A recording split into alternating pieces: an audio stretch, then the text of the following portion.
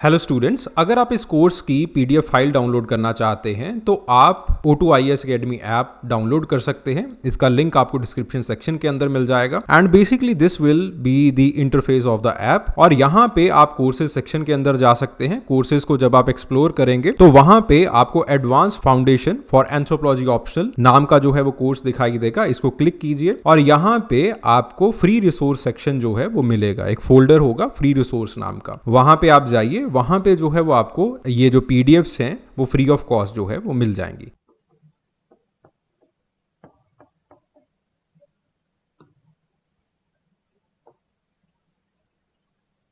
जो आपके पास डोलोज रूल था वो बेसिकली क्या कह रहा था कि आपके पास जो एवोल्यूशन है that is irreversible plus irrevocable.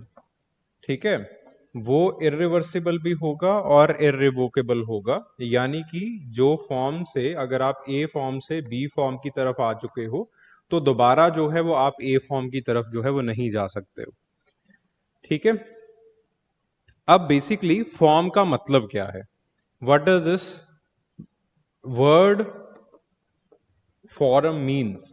जैसे फॉर एग्जाम्पल हम कह दे that you are a man, तो मैन का मतलब क्या होगा? जो कि बाइपेडल है। ठीक है, जिसकी जो है वो आपके पास स्टीरियोस्कोपिक विजन है, जो कि टूल्स बनाता है, जिसके पास एसिफलाइजेशन जो है वो हो चुका है, दिमाग बड़ा हो चुका है, और जिसके पास जो है वो चिन्ह है। ठीक है, so on the basis of certain characteristics आप जो है वो एक फॉर्म को डिफाइन करते हो। ठीक है जी, समझ में आ गई बात? अब बेसिकली क्या किया जाता है दैट जनरली इन फॉर्म्स को समझने के लिए हम जिनके पास ये कैरेक्टरिस्टिक्स होते हैं उन सब लोगों को एक जगह के ऊपर क्लब कर देते हैं। जैसे फॉर एग्जांपल मैन, हर वो इंसान जो कि दो पैरों के ऊपर चलता है, जिसके हाथ में जो है वो अपोजेबल थंब है, जिसके पास एक किसी भी तरह की छोटी चिन्ह है या फिर आपके पास बड़ी चिन्ह है, नाक है, एक्सेट्रा एक्सेट्रा, हम उनको जो है वो एक फॉर्म के तरह जो है वो लिख देते हैं। ठीक है, और आपके पास जो है वो हम उनको क्लब करके लिख देते हैं। ठीक है, सो यही चीज जो है वो यहाँ पे गेल ने लिखी है कि आपके पास ये जो स्टडीज हैं जो होती हैं वो जनरली आपके पास जो है वो उसके अंदर क्लैडिस्टिक एनालिसिस किया जाता है।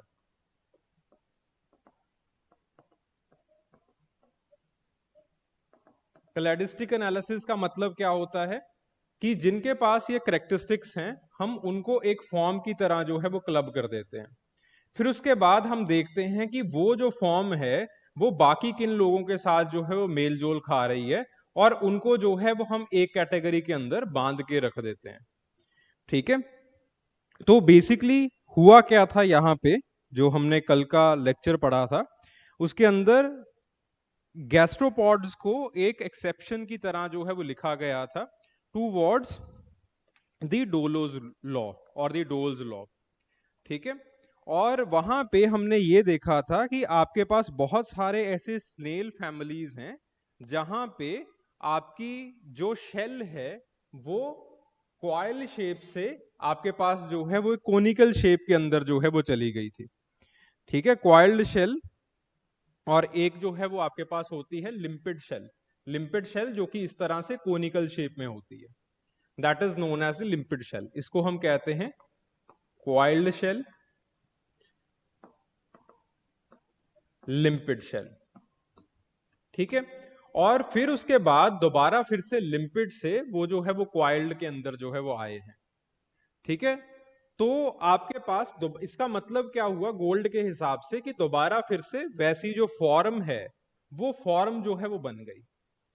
ठीक है, कि आपके पास एक क्वाइल्ड शेल वाले ऑर्गेनिजम्स थे, एक लिम्पिड वाले थे, और यहाँ पे इरिवर्सिबल जो एवोल्यूशन है, जो रिवर्सिबल एवोल्यूशन है वो हुआ है।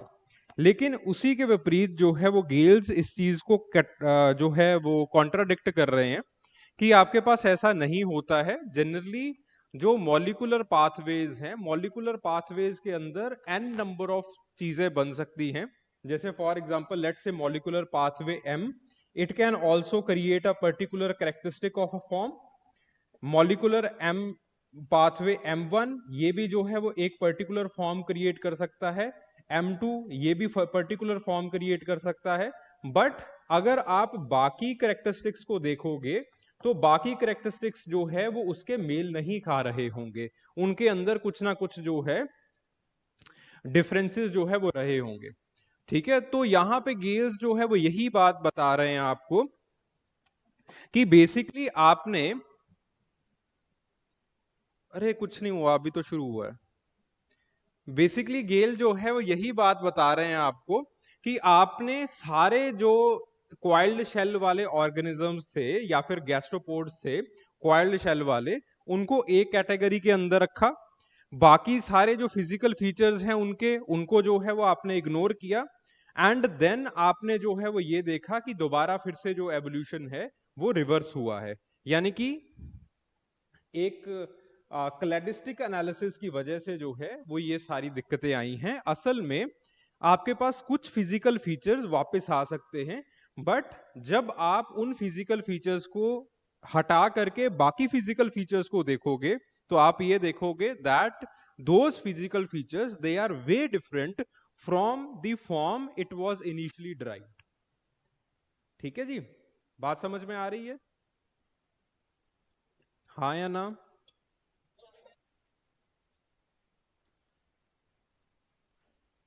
बिल्कुल, उसका नीचे कॉन्ट्रडिक्शन हमने लिखा है गेल का। ठीक है जी,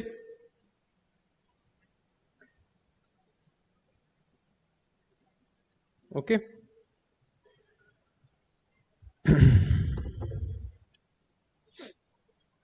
ये बात जान के बड़ी खुशी हुई कि किसी को डाउट आया है।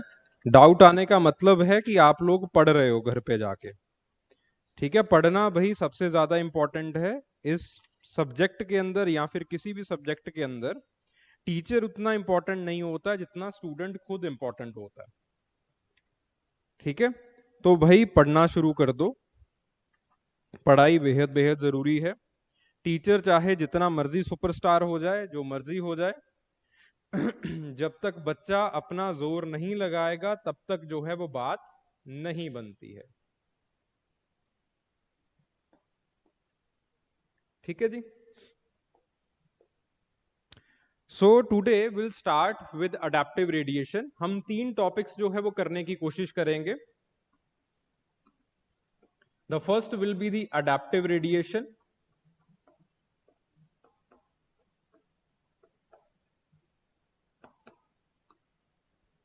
The second topic, it will be the parallel evolution.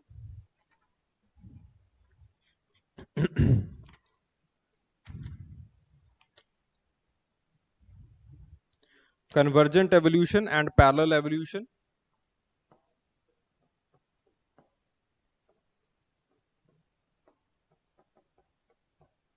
And parallel evolution.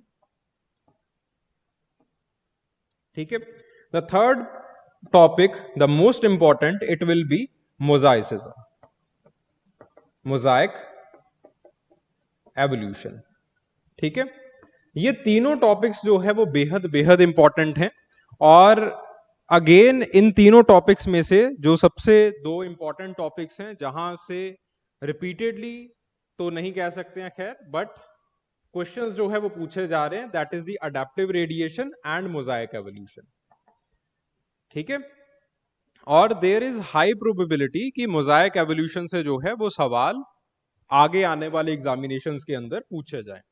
Adaptive radiation के ऊपर जो है वो सीधे सीधे right a short note type of question जो है वो पूछे जा चुके हैं ऑलरेडी। ठीक है, और अक्सर जो बच्चे हैं वो अडेप्टिव रेडिएशन क्या होता है और आपके पास जो है वो डार्विन की थ्योरी, दोनों को जो है वो आपस में इंटरमिक्स करते हैं। ठीक है, तो इसलिए जो है वो अडेप्टिव रेडिएशन से वो लोग काफी क्वेश्चंस पूछते हैं। Convergent evolution and parallel evolution, यहां से ज्यादा सवाल जो है वो आपसे नहीं पूछे गए हैं अभी तक। बट इवेंचुअली हो सकता है कि आगे चल के सवाल जो है वो पूछे जाए।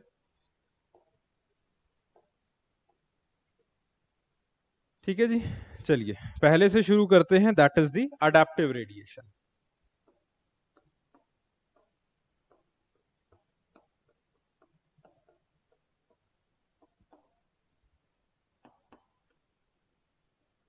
अडेप्टिव रेडिएशन का यूज जो है वो सबसे पहले डार्विन ने किया था,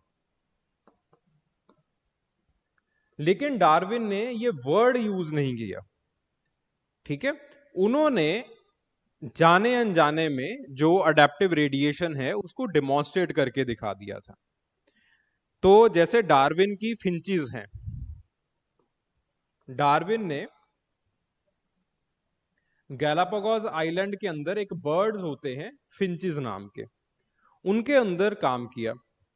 उन्होंने दिखाया कि किस तरह से वो जो फिंचीज हैं उनके जो इंसेस्टर थे उनकी बड़ी जनरलिस्टिक बीक हुआ करती थी। फिर उसके बाद उनके अंदर पॉपुलेशन इंक्रीज हुई। जब उन एंसेस्टर्स के अंदर पॉपुलेशन इंक्रीज हुई तो पॉपुलेशन एक्सप्लोजन की वजह से अलग अलग जो फिंचेस हैं वो अलग अलग एनवायरनमेंट के अंदर जो है वो चली गई। कुछ फिंचेस जो है वो फ्लावर्स के पास बैठ गई। तो जो फिंचेस फ्लावर के पास बैठ गई उनकी जो है वो इस तरह से नीडल शेप बीक बन गई। जो फिंचेस जो है वो फ्रूट्स के पास चली गई, उन फिंचेस की जो बीक है वो कुछ इस तरह से बन गई। ठीक है, कुछ फिंचेस जो है वो आपके पास पत्तों के पास चली गई, उनकी बीक जो है वो कुछ इस तरह से बन गई। कुछ फिंचेस जो है वो आपके पास जो पेड़ है उसकी बार्क के पास बैठ गई, और उन फिंचेस की जो बीक है वो इस तरह से बन गई। ठीक है, क्योंकि नीचे से जो है वो उनको कीड़े खाने थे बार्क से, अब बार्क को तो खा नहीं सकते हैं, इट इज प्योर सेलुलस। ठीक है, तो इसका मतलब ये है कि आपके पास इन्वायरमेंटल नीश, जो आपका इन्वायरमेंट है वो कुछ ट्रेड्स को सिलेक्ट करता है। यहां पे जो ट्रेड्स थे फिंचेस के केस में, इट वाज द बीक और द टाइप्स ऑफ बीक। ठीक है, तो अब जो बीक्स हैं वो बेसिकली अगेन डार्विन मानते हैं कि the beaks that are very adapted to the evolved form, या फिर आपके पास जो है वो that is adapted properly to the environment, तो वही बीक्स जो है वो आगे चल के सिलेक्ट होती हैं। ठीक है, this we have already done. तो डार्विन जो है वो इस तरह से अपना फिंचीज का एग्जाम्पल लेते हैं, और फिंचीज का एग्जाम्पल लेके जो है वो ये समझाते हैं कि किस तरह से जो है वो आपके पास एवोल्यूशन होता है। ठीक है, तो बात जो है वो आपके पास डार्विन की हो जाती है। फिर उसके बाद this I have written in the origin and development of the adaptive radiation. फिर उसके बाद एक और भाई साहब आते हैं, ऑसबॉर्न।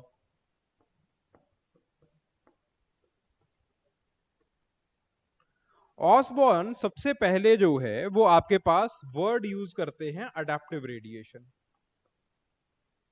अब अडेप्टिव रेडिएशन का मतलब क्या है?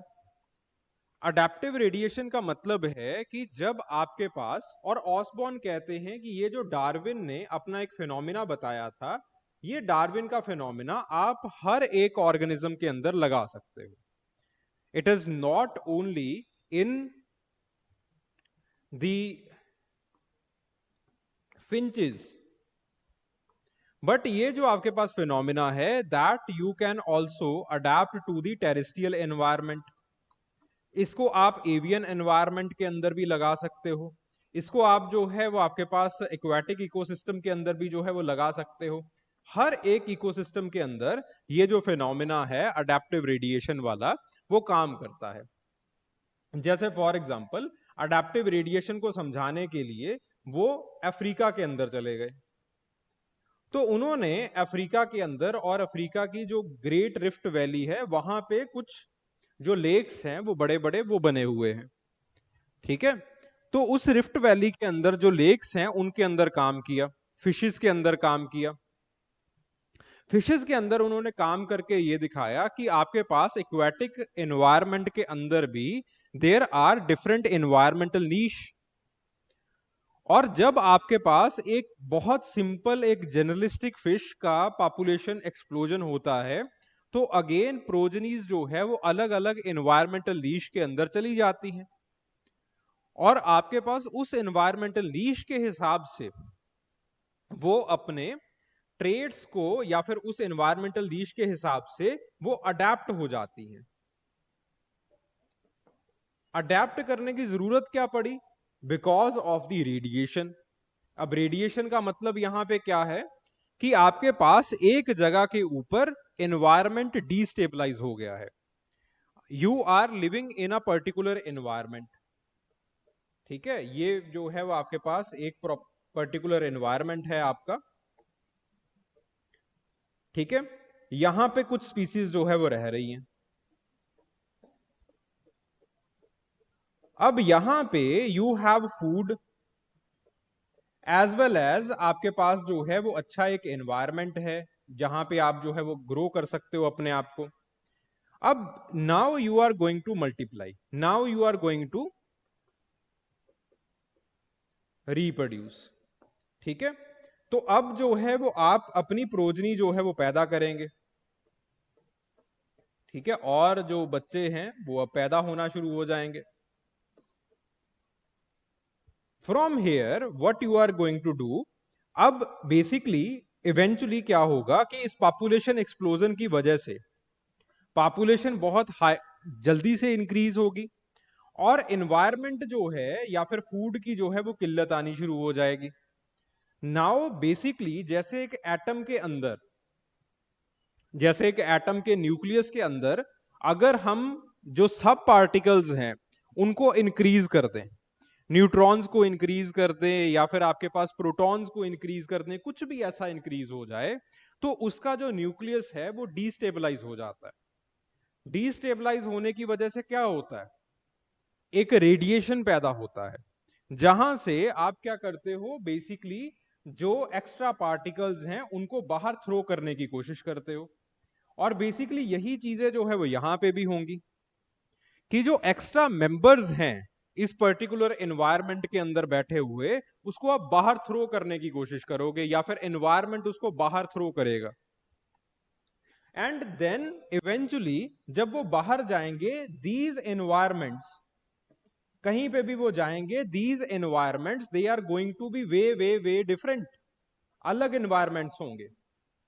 और इन एनवायरमेंट्स के अंदर सरवाइव करने के लिए they will need certain kind of extra traits, ठीक है। तो वो उस एनवायरमेंट के साथ धीरे धीरे अडेप्ट करना स्टार्ट कर देंगे। ऑसबॉर्न कहते हैं this is nothing but the adaptive radiation.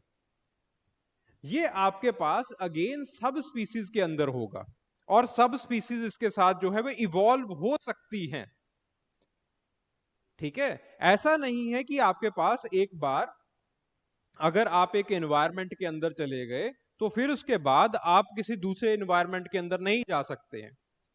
वो कहते हैं और उनका मानना है कि जो ऑर्गेनिजम्स हैं, और यहां पे उन्होंने फिशेस का एग्जांपल लिया, अगेन जो आपके पास अफ्रीकन लेक्स हैं उनके अंदर जो फिशेस रहती हैं, तो उनका एग्जांपल उन्होंने लिया that over the period of time they have been shifting from one environmental niche to the other environmental niche.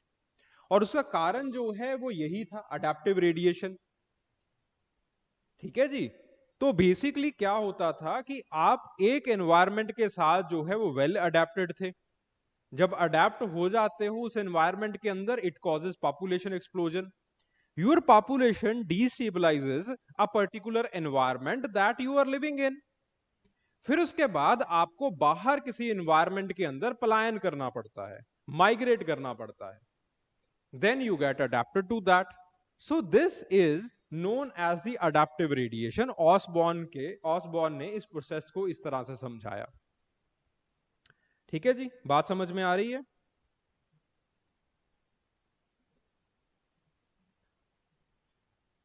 ठीक है। तो अब ऑसबॉर्न ने 1902 के अंदर बेसिकली एनवायरमेंटल रेडिएशन, या फिर आपके पास जो है वो इस टर्म को जो है वो क्वाइन किया, और बड़े अच्छे तरीके से लैंड मास के अंदर रहती हुई स्पीसीज को, एक्वाटिक एनवायरनमेंट के अंदर रहती हुई स्पीसीज को जो है वो इन्होंने समझाया। ठीक है, फिर उसके बाद जो है वो अगली चीज आती है, इन और अगले इंसान आते हैं mister Julian Huxley in 1942।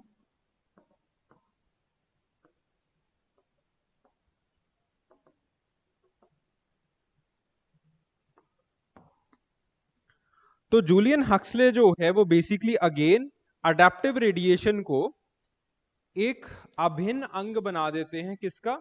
Synthetic theory of evolution का। सिंथेटिक थ्योरी का ऑफ एवोल्यूशन का। अब बेसिकली जूलियन हक्सले क्या कहते हैं? जूलियन हक्सले का मानना है that there are many mutations in your body. ठीक है, अब तक जो है वो म्यूटेशंस का कंसेप्ट जो है वो आपके पास आ चुका था।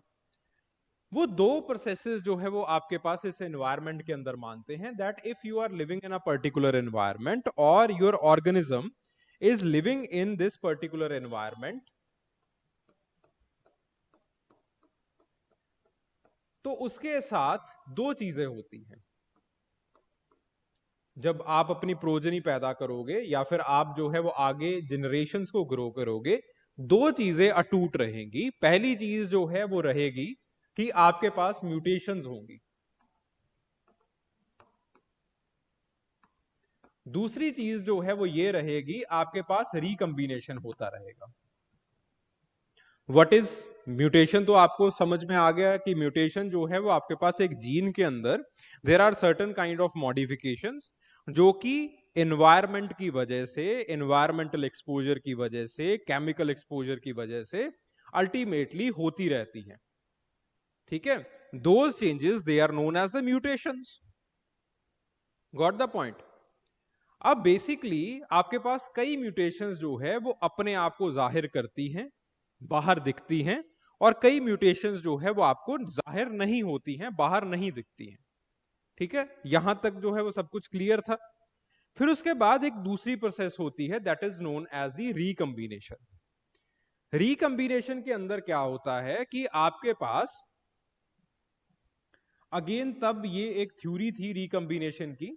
जूलियन हक्सले ने देखा कि अगर दो पेरेंट्स हैं, parent P1 and parent P2, दो पेरेंट्स हैं, दो पेरेंट्स के अगर 7, 8, 10 बच्चे भी हो जाएं, तो हर एक बच्चे की जो शनाख्त है या फिर आइडेंटिटी है वो डिफरेंट रहेगी। हर एक बच्चा जो है वो डिफरेंट दिखाई देगा। उन्होंने यही चीज बाकी ऑर्गेनिजम्स के अंदर भी देखी या फिर बाकी एनिमल्स के अंदर भी देखी कि ऐसा होता है कि आपके पास अगर एक ऑर्गेनिज्म है, वो ऑर्गेनिज्म दूसरे ऑर्गेनिज्म के साथ जो है वो ब्रीड करता है, देन जनरली आपके पास जितने भी बच्चे पैदा होते हैं उनकी अलग अलग शनाख्त जो है वो की जा सकती है। ठीक है, फिजिकल फीचर्स जो है वो इनके अलग होंगे, खास करके आपके पास इंसानों के अंदर जो है वो ये चीजें अलग थलग दिखाई देती हैं, जानवरों के अंदर भी अलग अलग होती हैं। तो इसके लिए वो एक मैकेनिज्म प्रपोज करते हैं that is known as the genetic recombination. Genetic recombination का मतलब क्या है कि आपके पास सिर्फ और सिर्फ जब गैमीट्स बनते हैं, तो आपके पास जो है उस वक्त जो हाइपोथेसिस था वो ये था। ठीक है, आजकल तो हमें पता है कि कैसे जो है वो आपके पास क्रोमोसोम्स को कैसे क्रॉस ओवर करते हैं, एक्सेट्रा एक्सेट्रा। वो हम आगे आने वाले चैप्टर्स में करेंगे, सेल वगैरह के अंदर। ठीक है, तो इनको जो है वो ये क्लैरिटी हो गई थी, और इन्होंने हाइपोथेसिस जो है वो इस तरह से प्रेजेंट किया कि जब गैमीट्स बनते हैं तो जरूरी नहीं है कि आपके पास डेप्लॉयड से हैप्लॉयड सेल्स ही बने।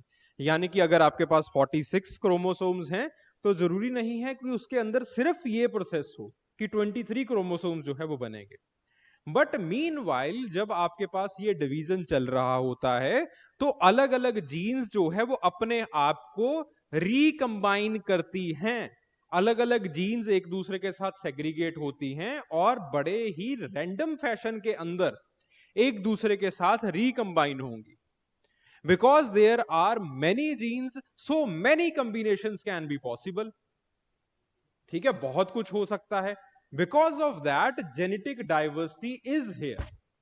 ठीक है, इस वजह से आपके पास जो है वो एक जेनेटिक डाइवर्सिटी यहां पे रहेगी ही रहेगी, आप चाहे जितना भी पॉपुलेशन एक्सप्लोजन क्यों ना कर ले। फिर उसके बाद when the population explosion happens, you you go into the different environmental niches, अलग अलग एनवायरमेंट के अंदर चले जाते हो, और उन वो एनवायरमेंट जो है वो आपके ऊपर नेचुरल सिलेक्शन लगाता है, और नेचुरल सिलेक्शन के हिसाब से, ये जूलियन हक्सले का मानना है, अब होता है ऐसा नहीं होता है वो नहीं मुझे पता। ठीक है, वो हमने जो है वो क्या होता है क्या नहीं होता है वो सिंथेटिक थ्योरी ऑफ एवोल्यूशन के अंदर हमने कर लिया था। तो यहां पे जूलियन हक्सले जो है वो यही बताते हैं कि जब आप दूसरे एनवायरनमेंट के अंदर जाते हो तो नेचुरल सिलेक्शन लगता है। नेचुरल सिलेक्शन, जो आपके पास अच्छे ट्रेड्स होते हैं जो कि ऑब्वियसली म्यूटेशन से बने होते हैं, जेनेटिक रिकम्बिनेशन से बने होते हैं, उनको वो सिलेक्ट कर लेते हैं और बाकी ट्रेड्स को जो है वो रिजेक्ट कर देते हैं। ठीक है, फिर उसके बाद जो है वो जी सिम्पसन सिम्पसन आते हैं। वो अगेन आपके पास जो है वो कैसे एक ऑर्गेनिज्म नए एनवायरनमेंट को एक्सप्लॉइट करता है वो जो है वो बताते हैं। अब सिम्पसन जो है वो इसके साथ एक एक्स्ट्रा चीज लेके आते हैं। वो कहते हैं कि आपके पास अब बोलो बोलो। हाँ हाँ,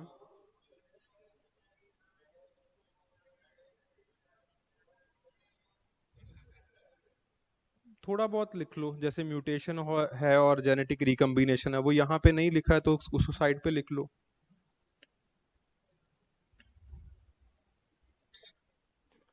बस कीवर्ड्स लिखते चले जाओ और कुछ नहीं है इसमें। ठीक है, फिर उसके बाद आपके पास जीजी सिम्पसन आते हैं। अब जीजी सिम्पसन जो है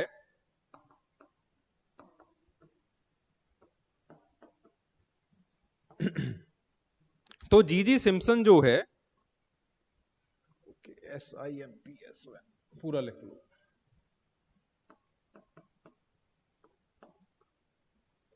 जीजी सिम्पसन जो है वो अगेन एक वर्ड होता है चांस,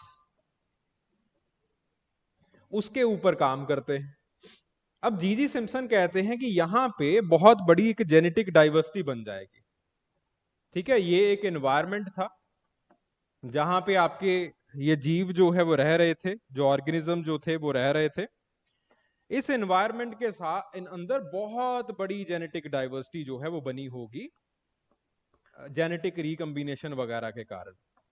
ठीक है, then when they are going to venture into the different environments, तो आपके पास कुछ ट्रेड्स होंगे जो कि ऑलरेडी बने हुए हैं। वो ट्रेड्स जो है वो इस एनवायरनमेंट को अच्छे तरीके से एक्सप्लॉइट कर पाएंगे और बाकी लोग जो है वो इसको एक्सप्लॉइट नहीं कर पाएंगे, जिसकी वजह से यहां पे जेनेटिक डाइवर्सिटी जो है वो बनी रहेगी, बट जो कि अच्छे तरीके से लोग एक्सप्लॉइट कर पा रहे हैं उनकी पॉपुलेशन जो है वो ग्रो करेगी, बाकियों की पॉपुलेशन जो है वो धीरे धीरे कम रहेगी। ठीक है, तो जीजी थिम्पसन जो है वो बेसिकली ये कहते हैं कि आपके पास जेनेटिक डाइवर्सिटी ऐसे नेचुरल सिलेक्शन की वजह से, जैसे हक्सले ने कहा कि आपके पास कुछ लोग जो है वो धीरे धीरे एक्सक्लूड हो जाएंगे। ठीक है, तो इनका मानना था कि जो जेनेटिक डाइवर्सिटी है वो रहती है और आपके पास जो है वो बेसिकली बाकी लोगों की पॉपुलेशन जो है वो कम हो जाएगी और आपके पास कुछ लोगों की पॉपुलेशन ज्यादा हो जाएगी। फिर उसके बाद जो है वो गिवनिश आते हैं जो कि अगेन मॉलिक्यूलर पाथवेज की बात करते हैं कि कैसे अलग अलग एनवायरनमेंट की वजह से आपके मॉलिक्यूलर पाथवेज जो है वो चेंज होते हैं, और because of that particular change आपके जो अडेप्टेशंस हैं वो होती हैं। ठीक है, सो इस तरह से इवेंचुअली वी अंडरस्टैंड कि आपके पास जो है वो adaptive radiation, it is a particular reality. और अडेप्टिव रेडिएशन का जो मैकेनिज्म है, मैंने अगले ही पेज के ऊपर इसका मैकेनिज्म जो है वो लिखा हुआ है। हाउ डज इसके अंदर how does adaptive radiation get started. ठीक है,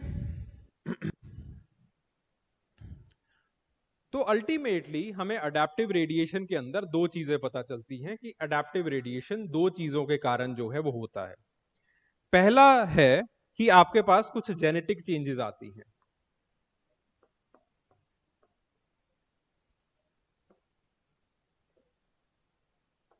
पहले तो ऑब्वियसली आपके पास जो है वो इस तरह से यहां पे एक पॉपुलेशन थी, एनवायरमेंट जो है वो डीस्टेबलाइज हुआ and they ventured into the different environmental niche.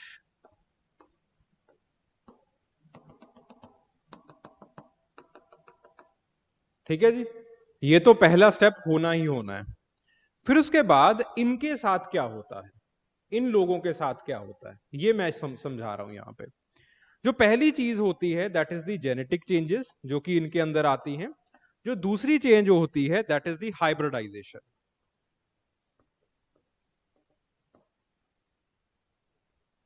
ठीक है, सॉरी, जेनेटिक चेंजेस के अंदर ही हाइब्रिडाइजेशन आ जाता है। The second thing that occurs here it is the environmental releases.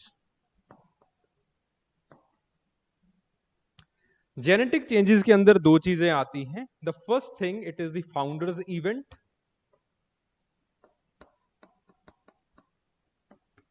The second thing it is the hybridisation.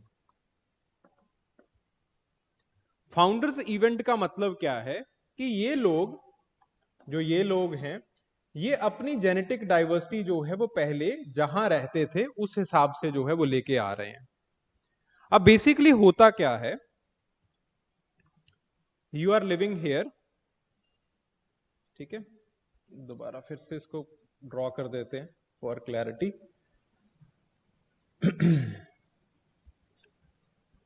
You are living here, यहां पे रिकंबिनेशन की वजह से और म्यूटेशंस वगैरह की वजह से काफी हाई जो है जेनेटिक डाइवर्सिटी रहेगी। अलग अलग तरह के लोग जो है वो यहां पे बसेंगे।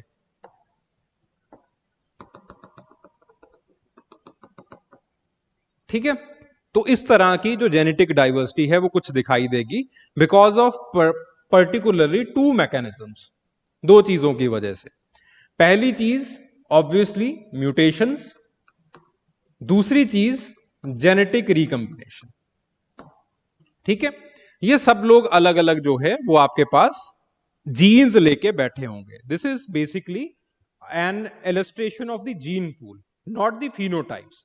दिखने में ऑब्वियसली वो लोग जो है वो समांतर होंगे।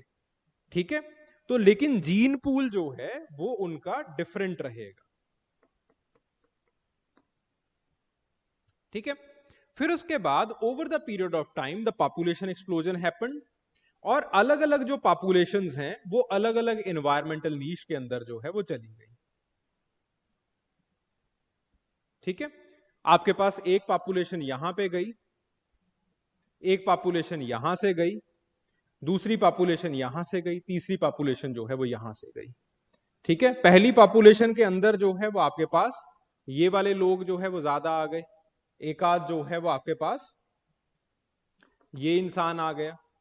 दूसरी पॉपुलेशन के अंदर जो है वो आपके पास again a varied mixture was there. कुछ लोग ये वाले आ गए, कुछ लोग जो है वो आपके पास हरे वाले आ गए, कुछ लोग जो है वो आपके पास ब्लू वाले आ गए। इसके अंदर आपके पास ज्यादातर ब्लू वाले ही हैं। ठीक है, एक आध लेट से व्हाइट वाला आ चुका है।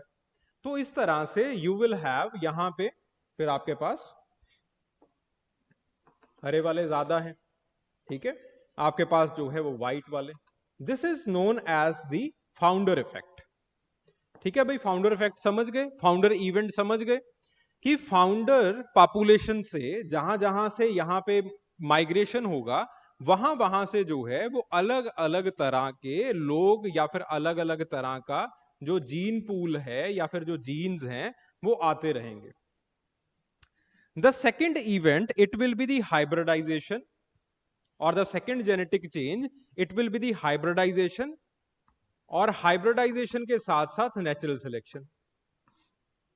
अब बेसिकली पहले हाइब्रिडाइजेशन होगा, पहले they will start to reproduce. अब लेट से रिप्रोडक्शन की वजह से अब ज्यादातर जीन्स कौन से हैं? इस कलर वाले, ठीक है। अब ये लोग जो है वो अपने आप को आगे फेवर करेंगे, आगे बढ़ाएंगे, ठीक है। और आपके पास कुछ जो है वो पॉपुलेशंस मिक्सचर बनती जाएंगी, ठीक है। लेट से आपके पास अब कलर जो है वो मेरे पास पैलेट इतना ही है, ठीक है। तो एनीवेज कुछ पॉपुलेशन जो है वो आपके पास मिक्सचर सी बनती जाएंगी, ठीक है। कुछ ऐसा जो है वो होता चला जाएगा and over the period of time आपके पास एक अलग तरह की जो हाइब्रिड पॉपुलेशन है वो बन जाएगी, ठीक है। इस हाइब्रिड पॉपुलेशन, ये हाइब्रिड पॉपुलेशन ऐसी होगी जो कि एनवायरमेंटली जो है वो इवेंचुअली फिट भी रहेगी, ठीक है। हाइब्रिडिटी इस तरह से आई क्योंकि यहां पे ये वाले लोग भी हैं, ये वाले जीन्स भी हैं, ठीक है। तो आपके पास ऐसी एक हाइब्रिड पॉपुलेशन जो है वो बन जाएगी। This is known as the hybridization, ठीक है। देन उसके बाद यहां तक समझ में आ गया?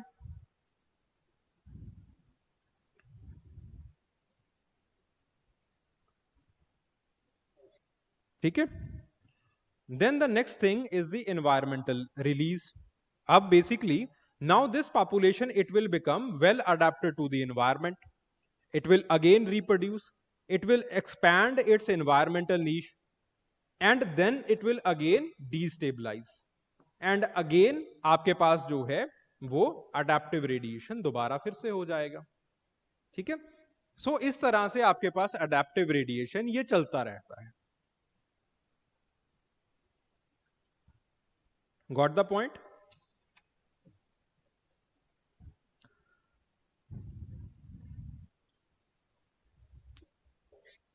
ठीक है जी।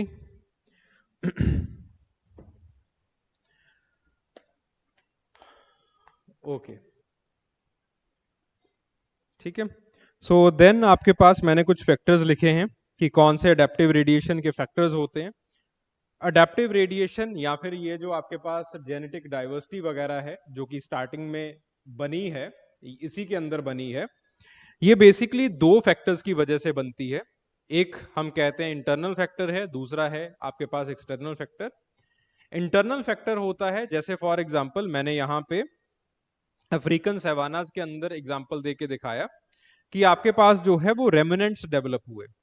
हो सकता है कि जो अफ्रीकन सवानास के अंदर जो आपके पास बफलोज हैं या फिर आपके पास जो रूमिनेंट्स, रूमिनेंट्स का मतलब होता है जिसके जो कि सेलुलोज को डाइजेस्ट कर सकते हैं, ऐसे ऑर्गेनिजम्स।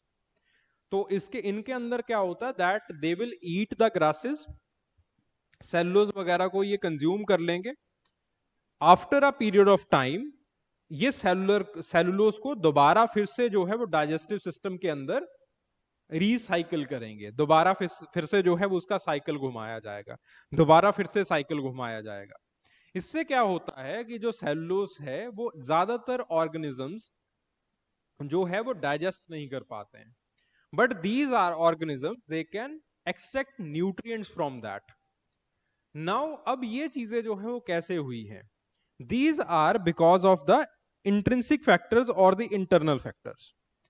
आपने कुछ ऑर्गेनिजम्स को ऐसे रिसोर्स हैबिटेट के अंदर डाल दिया कि उस रिसोर्स हैबिटेट के अंदर तभी जो है वो जीवित रह पाएंगे अगर उस रिसोर्स हैबिटेट की हिसाब से वो पूरी तरह से अडेप्टेड होंगे।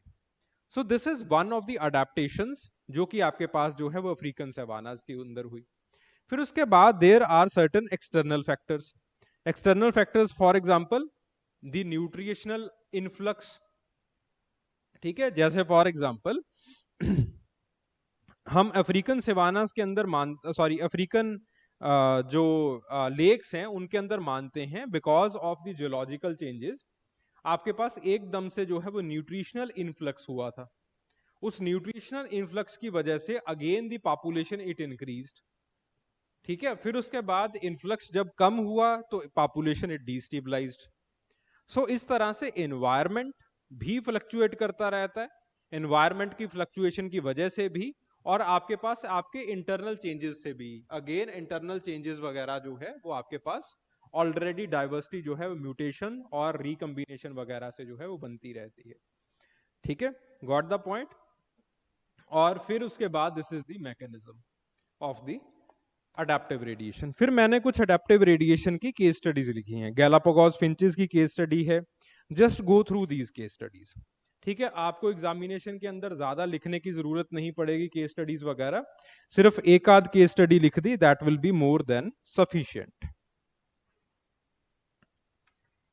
ठीक है जी, got the point. Adaptive radiation समझ में आ गया भाई सबको? ठीक है जी। So the next concept, that is the convergent evolution and parallel evolution.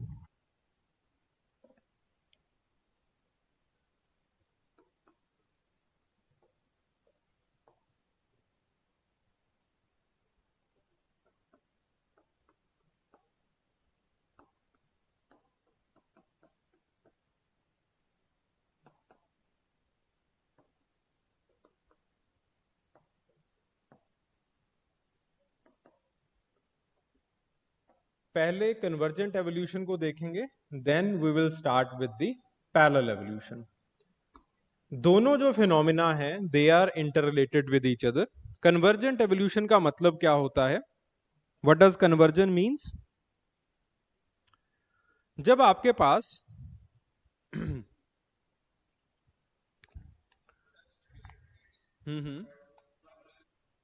हाँ एग्जैक्टली ठीक है, तो you have two ancestors, ancestor A, ancestor B. ठीक है, और आपके पास एंसेस्टर ए इवॉल्व हुआ, एंसेस्टर बी इवॉल्व हुआ। दोनों के जो प्रोजनी है, दोनों के जो आपके पास आगे वंशज हैं, वो एक एनवायरमेंटल नीश के अंदर वो चले गए, या फिर सिमिलर एनवायरमेंट के अंदर जो है वो लोग पहुंच गए। ठीक है, this kind of evolution, this is known as the convergent evolution. तो अब देखने में हमें क्या आएगा कि दोनों का जो एक्सटर्नल स्ट्रक्चर है, एक्सटर्नल जो उनकी मोर्फोलॉजी है, या फिर आपके पास एक्सटर्नल उनका स्ट्रक्चर है, दैट विल बी सिमिलर। ठीक है, और उनके अंदर जो इंटरनल ऑर्गन्स होंगे that will be different. This kind of evolution, this is known as the convergent evolution. ठीक है, गॉट द पॉइंट। जैसे फॉर एग्जांपल, इसी चीज को समझाने के लिए मैंने कैमरा आई का एग्जांपल लिया है। ठीक है, कैमरा आई जो है वो दोनों के अंदर होती है, वर्टिब्रेट्स के अंदर भी होती है, इंसानों के अंदर भी होती है। जितने वर्टिब्रेट्स हैं generally they do have the camera I. Camera I का मतलब क्या है कि इस तरह से जो है वो आपके पास एक आई का स्ट्रक्चर रहेगा, और यहाँ पे जो है वो एक लेंस रहेगा, और यहाँ पे जो है वो आपके पास एक रेटिना की तरह से जो है वो एक चीज रहेगी। This kind of structure of the eye, this is known as the camera eye. अब कैमरा आई जो है वो आपके पास जो है सेलोपोड्स के अंदर भी रहती है, और आपके पास जो है वर्टिब्रेट्स के अंदर भी रहती है। अब ये आई कैसे है? इंसेस्टर्स जो है they are different, but on the other hand जो उनका एनवायरमेंटल नीश है, एनवायरमेंटल कॉन्स्ट्रेंट्स हैं, they were of the similar kind.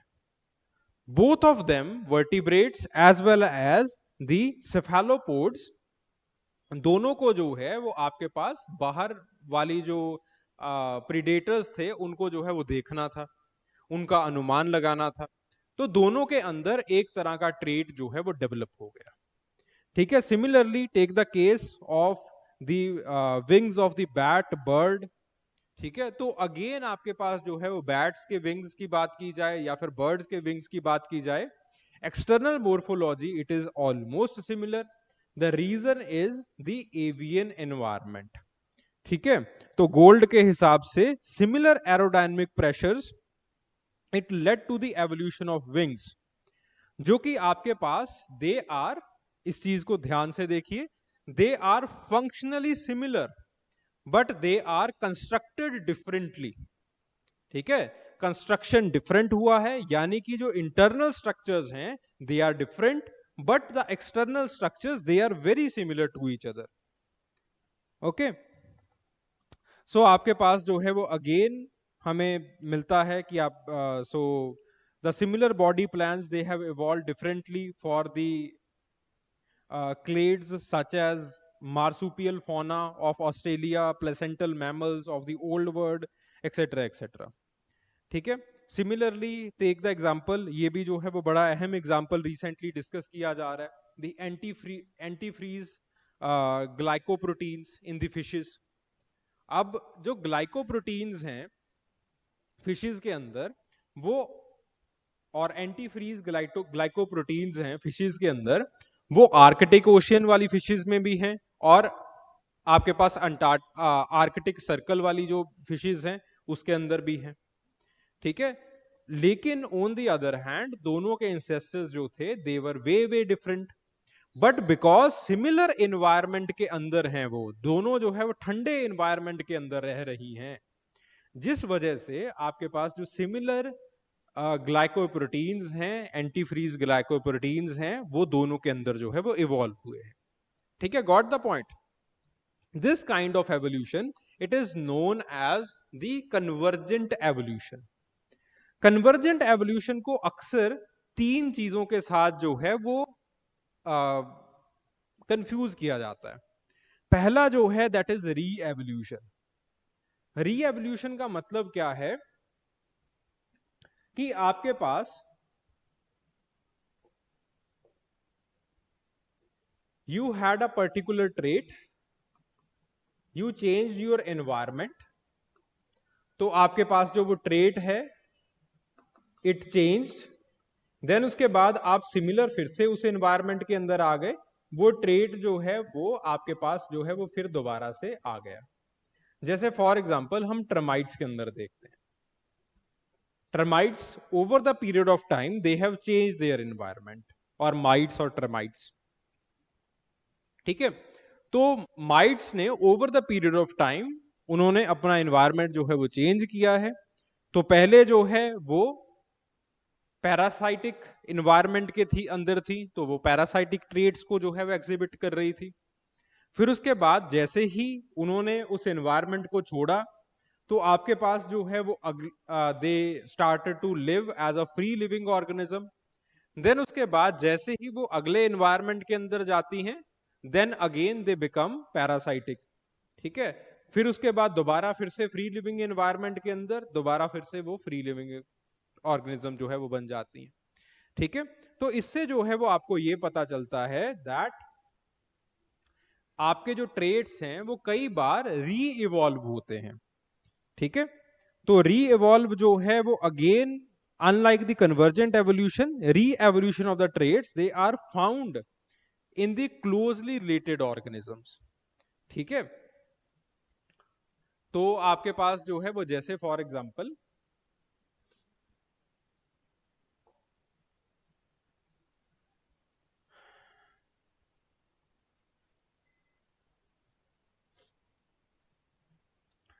मैं बड़ा अनकन्वेंशनल सा एग्जांपल दूंगा यहां पे. Take the example of the Homo floresiensis, और इसको मैं यहां पे इसीलिए ही दे रहा हूं एग्जांपल को, इस एग्जांपल को, बिकॉज जनरली री evolution want be asked in the paper. ठीक है. तो इसीलिए जो है वो मैं इस एग्जांपल को यहां पे आपको कोट कर रहा हूं. होमो फ्लोरेंसिस, या फिर आपके अब होमो फ्लोरेंसिस के कुछ ट्रेड्स जो थे, जैसे फॉर एग्जांपल सेफेलिक इंडेक्स वगैरह हो गया, इट वाज जस्ट लाइक और it was very similar to some australopithecines. ठीक है. What the point, they were very similar. अब बेसिकली जो आपके पास होमो फ्लोरेंसिस थे, there is a cave system called the Flores cave system.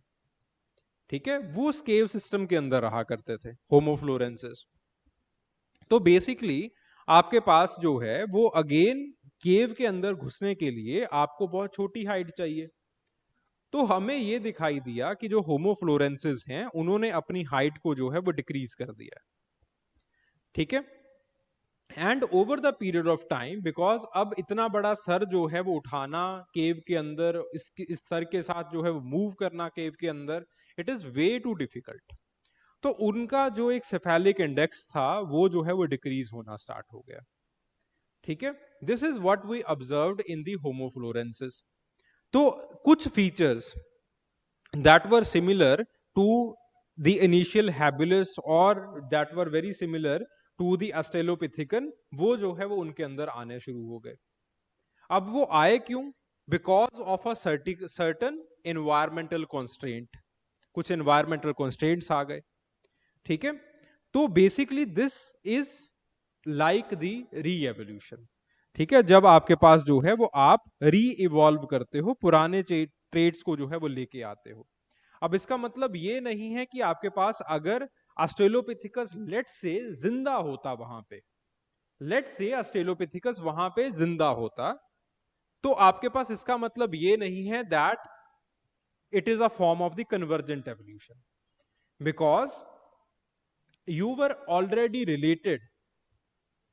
ठीक है, तो आपके पास जो है वो सिमिलर तरह के एनवायरमेंटल नीश की वजह से या फिर सिमिलर एनवायरमेंटल कंस्ट्रेंट्स की वजह से आप जो है वो री इवॉल्व करे हो, आपके अंदर वो फीचर्स जो है वो आए हैं।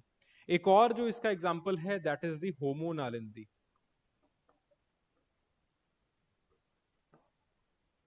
होमो naledi, it was again a kind of Homo erectus कह सकते हैं इसको। ठीक है, पूरी तरह से होमो इरेक्टस भी नहीं है, आर्किक होमो सेपियन के अंदर हम इसको आजकल मानते हैं। तो जो कि पेड़ों के लिए जो है वो वेल अडेप्टेड था, पेड़ों के ऊपर वो चढ़ता था, पेड़ों से जो है वो खाना वगैरह खाता था। अब बेसिकली हमें अगेन, हम अगर इसको कन्वर्जेंट एवोल्यूशन मान ले तो ये बिल्कुल गलत होगा। अगर हम इसको ये मान लें कि आपके पास जो है वो चिंपैंजी भी पेड़ों के ऊपर रह रहा है और आपके पास होमो नालिंदी भी जो है वो पेड़ों के ऊपर रह रहा है, it is a part of the convergent evolution. लेकिन ऐसा जो है वो नहीं है। ठीक है, this is the part and parcel of the री एवोल्यूशन। अब आपके पास जो है दोनों के जो एंसेस्टर्स थे, चिंपैंजी के एंसेस्टर और आपके पास ह्यूमंस के ancestors, they were closely related with each other. ठीक है, वो जो है वो तकरीबन 7 लाख साल पहले एक दूसरे के साथ अगेन एक कॉमन एंसेस्टर के साथ जो है वो जुड़े हुए थे। ठीक है, चिंपैंजी जो है वो आगे इवॉल्व नहीं किया, या फिर चिंपैंजी का जो लोकोमोशन है उसका जो एवोल्यूशन है वो वहीं पे उसी लोकोमोशन के अंदर उसी एनवायरमेंटल नीश के अंदर रह गया। आपके पास यहां पे जो ह्यूमंस हैं वो बेसिकली दे स्टार्टेड बाइपेडलिज्म, फिर दोबारा फिर से होमो नलिंदी के अंदर एक बाइपेडलिज्म प्लस आपके पास एक ब्रांचेशन काइंड ऑफ अडेप्टेशन जो है वो हो गया, जो कि बिल्कुल चिंपैंजी जैसा होता है। This is the feature of the reevolution. ठीक है भाई, बात समझ में आ रही है? इसको हम री एवोल्यूशन कहते हैं। ठीक है, कि दोबारा फिर से कई बार जो है वो आपके पास ट्रेड्स आ जाते हैं, बट इसका मतलब ये नहीं है कि दोबारा फिर से आप चिंपैंजी बन जाओगे, ट्रेड्स जो है वो दोबारा फिर से आ जाएंगे। ठीक है, देन उसके बाद एक और चीज आती है एवोल्यूशनरी रिले। जरूरी नहीं है इसको करना, छोड़ दो चाहे। ठीक है, एवोल्यूशनरी रिले का मतलब है, अच्छा ये समझ में आ गया व्हाट इज द री एवोल्यूशन।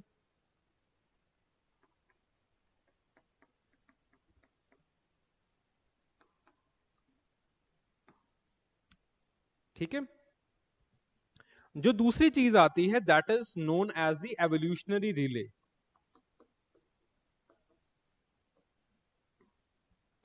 एवोल्यूशनरी रिले का मतलब क्या है कि let's say this is a particular environmental niche.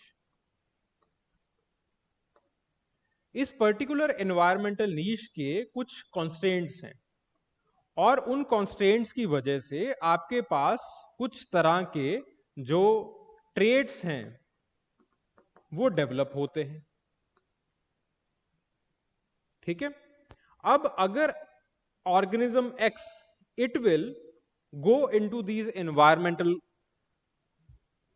Constants, तो वो जो है वो अगेन इन ट्रेड्स को डेवलप कर लेगा। तो लेट से आपके पास बहुत टाइम पहले ये ऑर्गेनिज्म एक्स जो है वो अपने एनवायरमेंटल ट्रेड्स को डेवलप करके जो है वो यहां से बाहर निकल गया। ठीक है, फिर उसके बाद आपके पास अभी उसके कुछ अलग ट्रेड्स हैं। फिर उसके बाद over the period of time कुछ और ऑर्गेनिज्म जो है वो आजकल यहां पे आके जो है वो बैठा हुआ है, उसके जो है वो ट्रेड्स हैं। This is known as the environmental relay. ठीक है, एनवायरमेंटल रिले का मतलब है, और this phenomena this occurs when the similar traits they evolve in the different species that live in the similar ecosystem at the different times। ठीक है, तो जैसे फॉर एग्जांपल मॉडर्न शार्क्स का केस ले लो, या फिर आपके पास जो पुराने एक्सटिंक्ट डायनासोर्स थे, ठीक है, इस्थियोसॉरस का केस ले लो, तो दोनों के अंदर जो है वो फिन्स का डेवलपमेंट था। लेकिन ये मान लेना कि that this is argument for the convergent evolution, ये बिल्कुल जो है वो बात गलत है, क्योंकि उसका एवोल्यूशन बहुत पहले हो चुका है। अब वो इवॉल्व होके वो एक्सटेंट भी हो गया। वेल जो है वो अभी उस एरिया के अंदर, या फिर अभी जो है वो उस एनवायरमेंटल नीश के अंदर बैठी हुई है। So this is part and parcel of what, evolutionary relay. Then उसके बाद there is parallel evolution. Parallel evolution जो कि हम आगे चल के भी करेंगे। पैरेलल एवोल्यूशन के अंदर क्या होता है, that you have a common ancestor. आप कॉमन इंसेस्टर से जो है वो आप आगे आपका अडेप्टिव रेडिएशन हुआ। You went into the different geographies, आपका जो है वो यहां पे एवोल्यूशन हुआ। अलग अलग ज्योग्राफीज के अंदर over the period of time, I again repeat, over the period of time आपको सिमिलर तरह का एनवायरमेंट मिल गया, सिमिलर तरह का एनवायरमेंट मिल गया। देन आपके पास जो है you will have certain differences as well as you will have certain commonalities. कुछ कॉमनैलिटीज भी होंगी, कुछ डिफरेंसेस भी होंगे। जैसे for example take the case of the old world monkeys and the new world monkeys. अब न्यू वर्ल्ड मंकीज इनिशियली जब वो अमेरिका के अंदर चले गए थे और अमेरिका जो है वो अलग हो गया, तो बेसिकली हुआ क्या कि उनके कुछ एनवायरमेंटल ट्रेट्स जो है वो डिफरेंट हो गए। देन उसके बाद they had the similar environmental niche then what was there with the old world monkeys. दोनों का because of certain geological changes, because of a chance, दोनों का जो एनवायरमेंटल नीश है वो सिमिलर हो गया। ठीक है, तो आपके पास जो है वो कुछ डिफरेंट ट्रेट्स भी रह गए और कुछ जो है वो आपके पास कन्वर्जेंट ट्रेट्स भी रह गए, उनके अंदर सिमिलर ट्रेट्स भी रह गए। ठीक है, so this is known as the parallel evolution. ये जो है वो again it looks like the convergent evolution but it is not. ठीक है जी, बात समझ में आ गई। कन्वर्जेंट एवोल्यूशन के अंदर टाइम बहुत इंपॉर्टेंट है, कि वो जो जीव जिनको हम स्टडी कर रहे हैं वो जीव इसी टाइम के ऊपर जो है वो हो। जैसे for example birds and bats आजकल आपको दिखाई देते हैं, दोनों ही दिखाई देते हैं। दोनों के इंसेस्टर बिल्कुल डिफरेंट होना चाहिए, दोनों के इंसेस्टर कॉमन नहीं होने चाहिए, दोनों के इंसेस्टर कॉमनैलिटी के साथ रिलेटेड भी नहीं होने चाहिए। जैसे फॉर एग्जांपल चिंपैंजी एंड होमो नालिंदी, दोनों को अगर हम कंपेयर करेंगे, वैसे तो चलो कंपैरिजन नहीं हो सकता है, दोनों को अगर हम कंपेयर करेंगे तो अगेन आपके पास ना ही टाइम कंपेरेबल है, और उसी के साथ साथ दोनों एंसेस्टर्स जो है they are related with each other. If both the ancestors they are related with each other, then this is the case scenario of the re-evolution. It is not the case scenario of the convergent evolution. ठीक है भाई, बात समझ में आ गई, री evolution समझ में आ गया, रेवोल्यूशनरी रिले समझ में आ गया, और पैरेलल एवोल्यूशन समझ में आ गया। ठीक है जी, मैं दोबारा फिर से रिपीट कर देता हूं। एवोल्यूशनरी रिले का मतलब है जब टाइम के डिफरेंसेस हो। ठीक है, जैसे फॉर एग्जांपल लेट्स से हम कहते हैं कि फलां डायनासोर के अंदर, इस्टोसॉरस के अंदर भी जो है वो आपके पास फिन्स हुआ करते थे और मॉडर्न वेल के अंदर भी फिन्स हैं। ऑब्वियसली एनवायरमेंटल नीश या फिर एनवायरमेंटल कॉन्स्टेंट्स के अंदर दोनों जो है वो रही हैं, इस्टोसॉर्स भी रहा और आपके पास जो है वो वेल भी रही, बट वो बहुत पहले इवॉल्व कर गया। This is known as evolutionary relay. Evolutionary relay का सिग्निफिकेंस ये होता है कि हम एवोल्यूशन को प्रिडिक्ट कर सकते हैं कि पुराने जमाने में इस एनवायरमेंटल नीश की वजह से ऐसे ऐसे चेंजेस आए, so we can expect these changes due to these environmental niche. This is evolutionary relay. Then reevolution का मतलब क्या होता है कि जब आपके पास वापस से वही ट्रेट्स जो है वो आपके अंदर रिवॉल्व करते हैं। ठीक है, अब मैं ये नहीं कह रहा हूं कि दोबारा फिर से आप चिंपैंजी बन जाएंगे, but since both of you chimpanzee as well as आपके जो इंसेस्टर्स थे, दोनों जो है वो आपके पास रिलेटेड थे किसी कॉमन इंसेस्टर की वजह से। वो कॉमन इंसेस्टर कौन था हमें नहीं पता है। कई लोग सेलेनोथ्रोपस वगैरह को जो है वो कॉमन इंसेस्टर मानते हैं, लेकिन पता नहीं है हमें कि वो है या फिर नहीं है। Both of you are related with each other. तो आपके पास over the period of time आपके पास वो जो ट्रेड्स हैं, वो जो ब्रांचेशन अडेप्टेशन वाले जो ट्रेड्स हैं वो आ सकते हैं। आपकी जो बाजू है वो ज्यादा स्ट्रांग हो सकती है आपके थाई बोन से। ठीक है, गॉट द पॉइंट। आपका जो करीनियल कैपेसिटी है बिकॉज ऑफ द ब्रांचेशन, अगर आप लटकेंगे या फिर आप जो है वो ब्रांचेस के ऊपर भागने की कोशिश करेंगे तो आपका जो सर है वो आड़े आएगा, वो ऑब्स्टेकल बनेगा। ठीक है, तो आपका जो करीनियल कैपेसिटी है वो थोड़ा सा कम होना शुरू हो जाएगा। ठीक है, अब आपके पास ये जो चीजें हैं that will be the part and parcel of री एवोल्यूशन। ठीक है, नॉट रेवोल्यूशन बट री एवोल्यूशन। ठीक है, देन उसके बाद बात आती है पैरेलल एवोल्यूशन की। Parallel evolution, common ancestor, different environment के अंदर बच्चे चले गए, डिफरेंट एनवायरनमेंट के बाद जो है वो you eventually got this similar kind of environment, that is known as the parallel evolution. ठीक है जी, बात समझ में आ रही है तीनों के अंदर?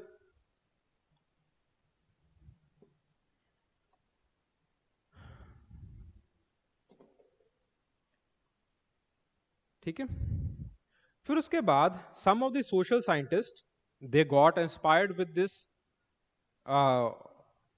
कन्वर्जेंस और द कन्वर्जेंट एवोल्यूशन, और उन्होंने जो है वो इस एवोल्यूशन को, कन्वर्जेंट एवोल्यूशन को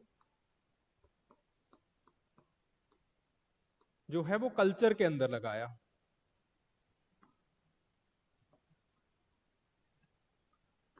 ठीक है, तो कल्चर के अंदर उन्होंने again they have developed the environmental hypothesis. ये आगे चल के हम आर्कियोलॉजी के अंदर करेंगे, कुछ लिखने विखने की जरूरत नहीं है।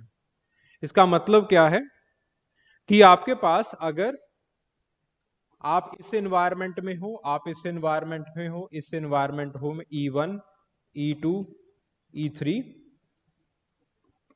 तो आपके पास जो है वो अगर तीनों environment they are similar to each other, तो आपकी जो टूल्स हैं वो भी सिमिलर तरह की बनेंगी। ठीक है, so this is known as the convergent cultural evolution. ठीक है, तो अगेन इसका एप्लीकेशन जो है वो काफी ज्यादा लिमिटेड है, कोई ज्यादा जो है वो जरूरी नहीं है। देन उसके बाद what are the theoretical issues in this. Theoretical issues के अंदर जो सबसे पहला इशू जो कि गोल्ड कहते हैं, वो कहते हैं कि अगर इतना ही आसान होता कि आपके पास एक एनवायरनमेंट की वजह से एक पर्टिकुलर फीचर बन जाए, तो आपके पास जो है वो जितने एनवायरनमेंट हैं उतने जो है वो आपके पास फीचर्स जो है वो बन जाते हैं। यानी कि जितनी जो है वो आपके पास, because environments over the period of time they change. Let's say आपके पास n नंबर ऑफ एनवायरनमेंट्स थे and over the period of time t number of changes are there, तो आपके पास जो है वो टोटल नंबर ऑफ स्पीसीज जो है वो आपके पास nt होनी चाहिए, which is eventually a very large number. Environmental niche का मतलब क्या होता है? It is not about the environmental biome और it is not about a very big area, environmental niche का मतलब होता है कि आपके पास जो है वो जो छोटे छोटे जहां पे स्पीसीज रहती हैं, जो छोटे छोटे कण हैं एनवायरमेंट के, जैसे फॉर एग्जांपल टेक, जैसे बहुत बड़ा बायोम है, जैसे take the case of the evergreen forest, वहां पे बहुत सारे एनवायरमेंटल नीश जो है वो पॉसिबल है। ठीक है, वहां पे टेरेस्ट्रियल एनवायरनमेंट होगा एक, टेरेस्ट्रियल एनवायरनमेंट के अंदर again there will be different niches, कुछ स्वाम्प्स होंगे, कुछ आपके पास जो है वो कुछ ड्राई पैचेस होंगे। ठीक है, these are known as the environmental niche. इन एनवायरमेंटल नीश के अंदर again an number of habitats they are possible. ठीक है, तो लेट्स से हम एनवायरमेंटल नीश की बात करते हैं, ऐसे बहुत सारे एनवायरमेंटल नीश जो है वो आपके पास पॉसिबल हैं। एंड अगेन वो environmental niche over the period of time बहुत तेजी से चेंज करते हैं। ठीक है, तो इस हिसाब से अगर आपके पास एन नंबर ऑफ एनवायरमेंटल नीश हैं और टी टाइम के हिसाब से उनके अंदर चेंजेस आई हैं, तो आपके पास जो है वो again it's a very large number. तो इस हिसाब से जो आपकी जेनेटिक डाइवर्सिटी थी वो बहुत बड़ी होनी चाहिए थी।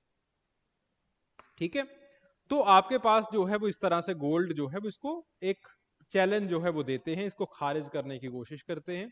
बट उसी के साथ जो है वो आपके पास आगे एक साइंटिस्ट आते हैं जिनका नाम है सिम्पसन कॉनवे मॉरिस। वो मॉरिस जो है उनका कहना यह है कि आपके पास एक पर्टिकुलर एनवायरमेंटल नीश बेसिकली ऐसे काम नहीं करता कि ये जो एनवायरमेंट है वो कुछ ट्रेड्स को जो है वो आगे बढ़ाएगा, ऐसे काम नहीं होगा। बट एक एनवायरमेंट जो है वो कुछ कॉन्स्टेंट्स जो है वो पेश करता है। ठीक है, जैसे for example if you are living in the aquatic environment, तो पहला एनवायरमेंटल कांस्टेंट जो है वो ये है कि आप उस एनवायरमेंट के अंदर तभी जिंदा रह पाओगे अगर आप वहां पे सांस ले पाओगे। ठीक है, किसी तरह से जो है वो ऑक्सीजन का इनटेक वगैरह जो है वो आप कर पाओगे। ठीक है, तभी जो है वो आपका रेस्पिरेशन जो है वो पॉसिबल होगा। ठीक है, इसके लिए अगेन आपके पास गिल्स जो है they become very important. This is the first environmental constraint.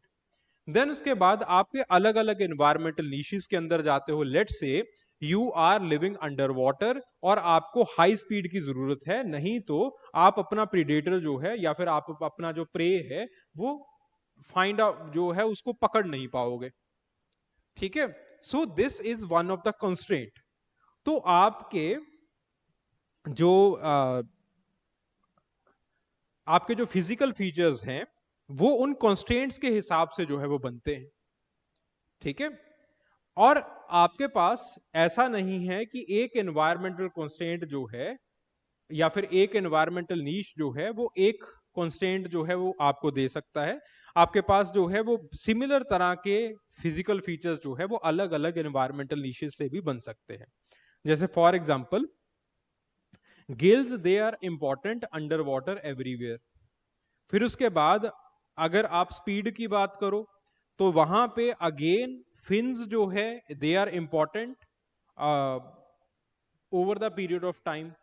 तो इस तरह से you have certain similar conditions because अलग अलग एनवायरमेंटल नीशेस जो है वो सिमिलर तरह के कॉन्स्टेंट्स जो है वो आपको पोज कर सकते हैं। ठीक है, this is what he meant. ठीक है, again these arguments they are not very important. ठीक है, इनके बगैर भी जो है वो काम आपका चल जाएगा। ओके, फिर उसके बाद अगली जो चीज आती है that is the parallel evolution, और जिसको आप जो है पैरेललिज्म कहते हैं। तो जो आपका पैरेलल एवोल्यूशन है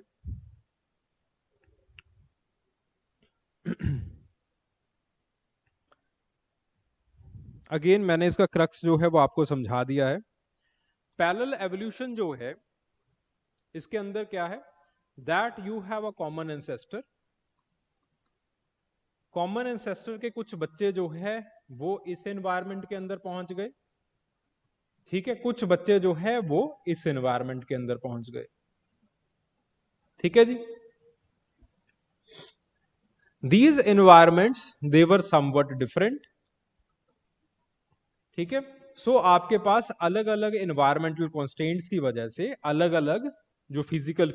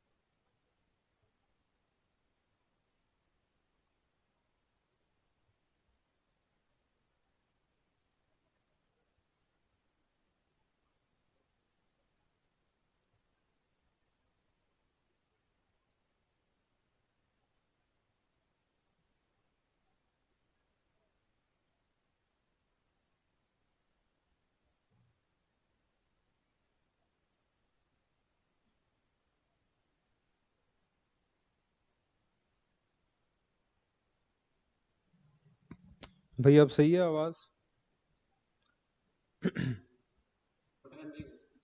ठीक है, चलो।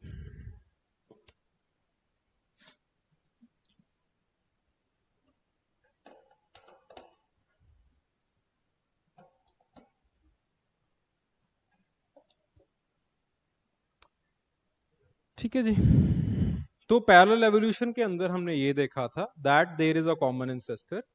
कॉमन इंसेस्टर जो है वो अलग अलग एनवायरमेंटल लीश के अंदर चला जाता है, ई dash and E double dash.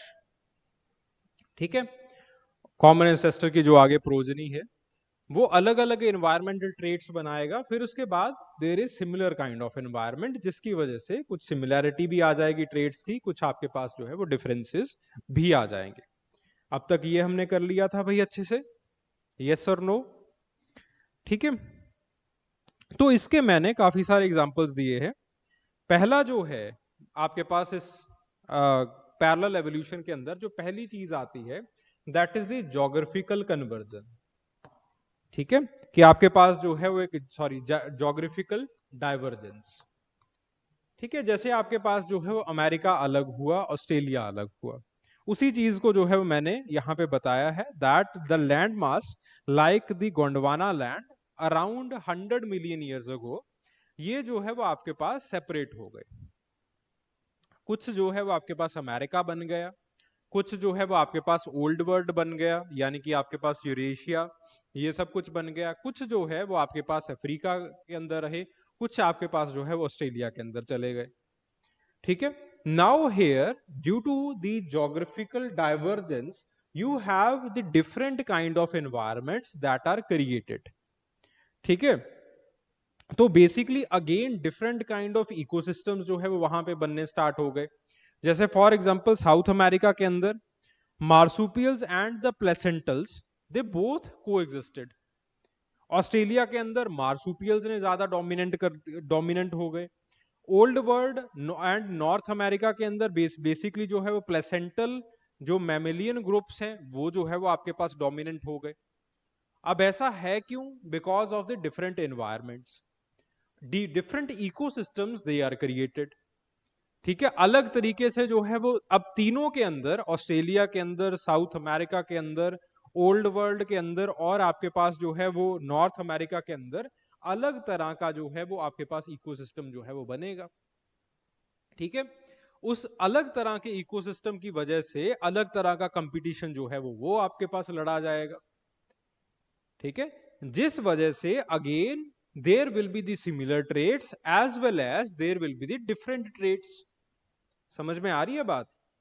ठीक है, सो आपके पास जो है वो कुछ, जैसे मैंने यहां पे एग्जांपल लिया है प्लेसेंटल सेबर टूथ कैट्स का।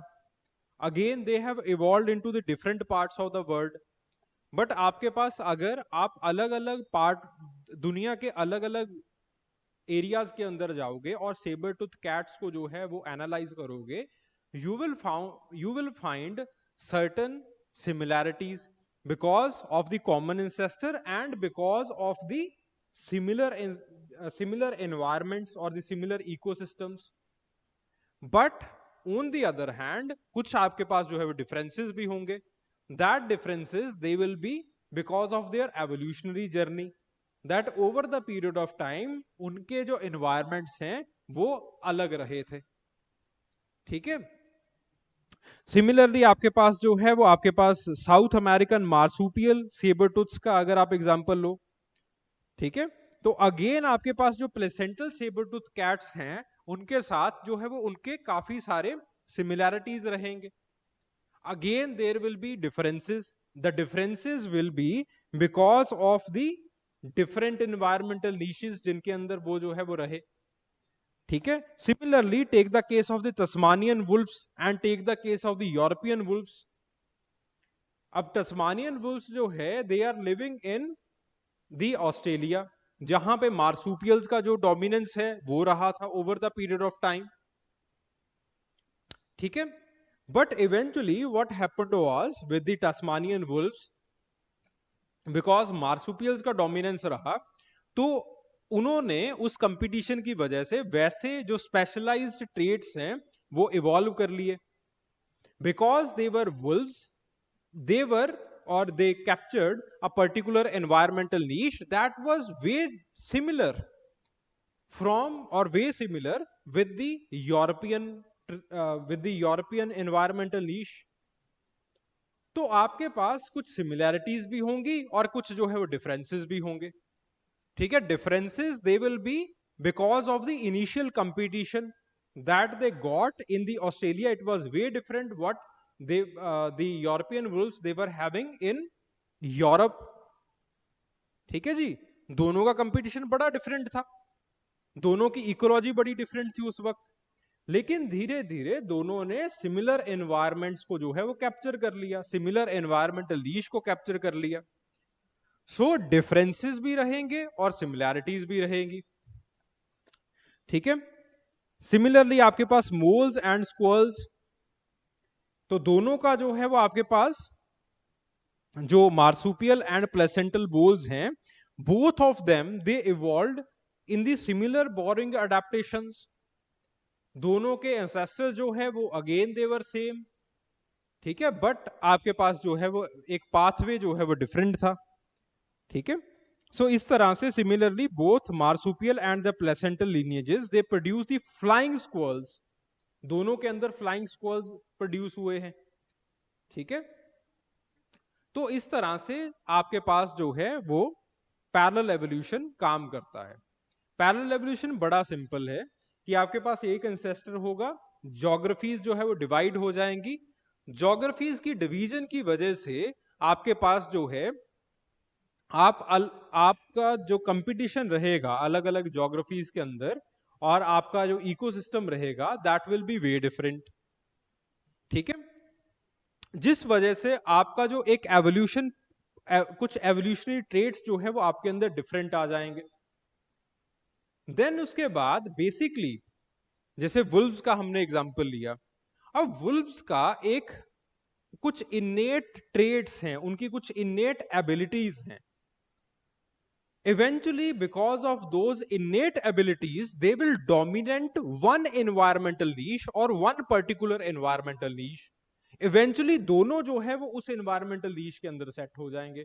जैसे यहां पे हमने मोल्स एंड स्क्वल्स के अंदर एग्जांपल लिया, दोनों का इंसेस्टर जो है वो अगेन दे आर सेम. ठीक है, आपके पास दोनों जो है वो अलग अलग एरियाज के अंदर चले गए, स्क्वल्स एंड मोल्स.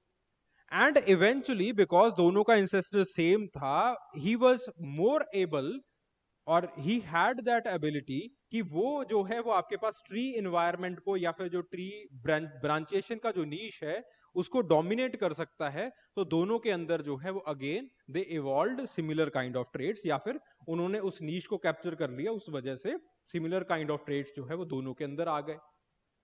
ठीक है, दिस एवोल्यूशन और this type of evolution or this process of evolution, it is known as the parallel evolution.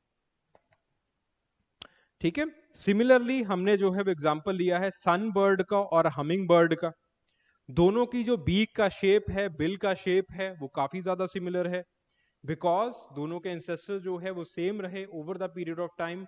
And दोनों जो है वो अलग अलग एनवायरमेंटल नीश के अंदर आए, ज्योग्राफीज के अंदर आए, बट दोनों के इंसेस्टर की बिकॉज दे हैड इनेट एबिलिटीज कि वो जो फ्लावर है वहां से नेक्टर जो है वो उठा सकते थे. तो इवेंचुअली दोनों ने एक ही एनवायरमेंटल नीश चुना इन द डिफरेंट ज्योग्राफीज. ठीक है, वहां से जो है उन्होंने रहना स्टार्ट कर दिया. दोनों के अंदर सिमिलर तरह के डाइजेस्टिव एंजाइम्स बनने स्टार्ट हुए. ठीक है, तो आपके पास जो है वो this kind of evolution, this is known as the parallel evolution. ठीक है जी, गॉट द पॉइंट?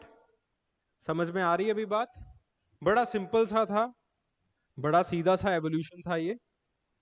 ठीक है, सिंपल और सीधा होने की वजह से ये था, मतलब इसकी जो वजह है वो ये है because it is way much related to the convergent evolution.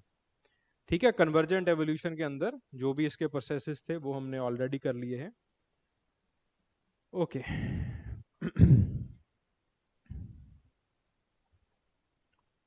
भाई, any doubt till now?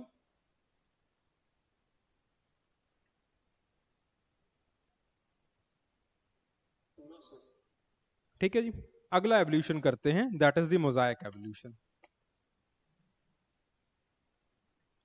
Mosaic evolution, इसी को जो है वो मॉड्यूलर एवोल्यूशन भी कहते हैं, इसी को जो है वो मोजाइसिज्म भी कहते हैं।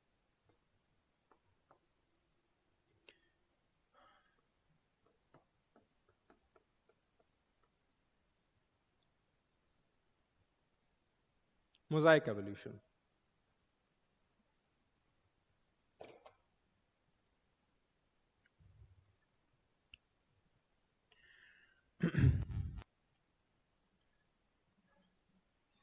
मोजाइक एवोल्यूशन एवोल्यूशन के नेचर को डिस्क्राइब करता है कि एवोल्यूशन आखिरकार आपको दिखाई कैसे देता है। जैसे हम ह्यूमन एवोल्यूशन की बात करते हैं, ह्यूमन एवोल्यूशन के अंदर देयर आर सर्टेन ट्रेंड्स।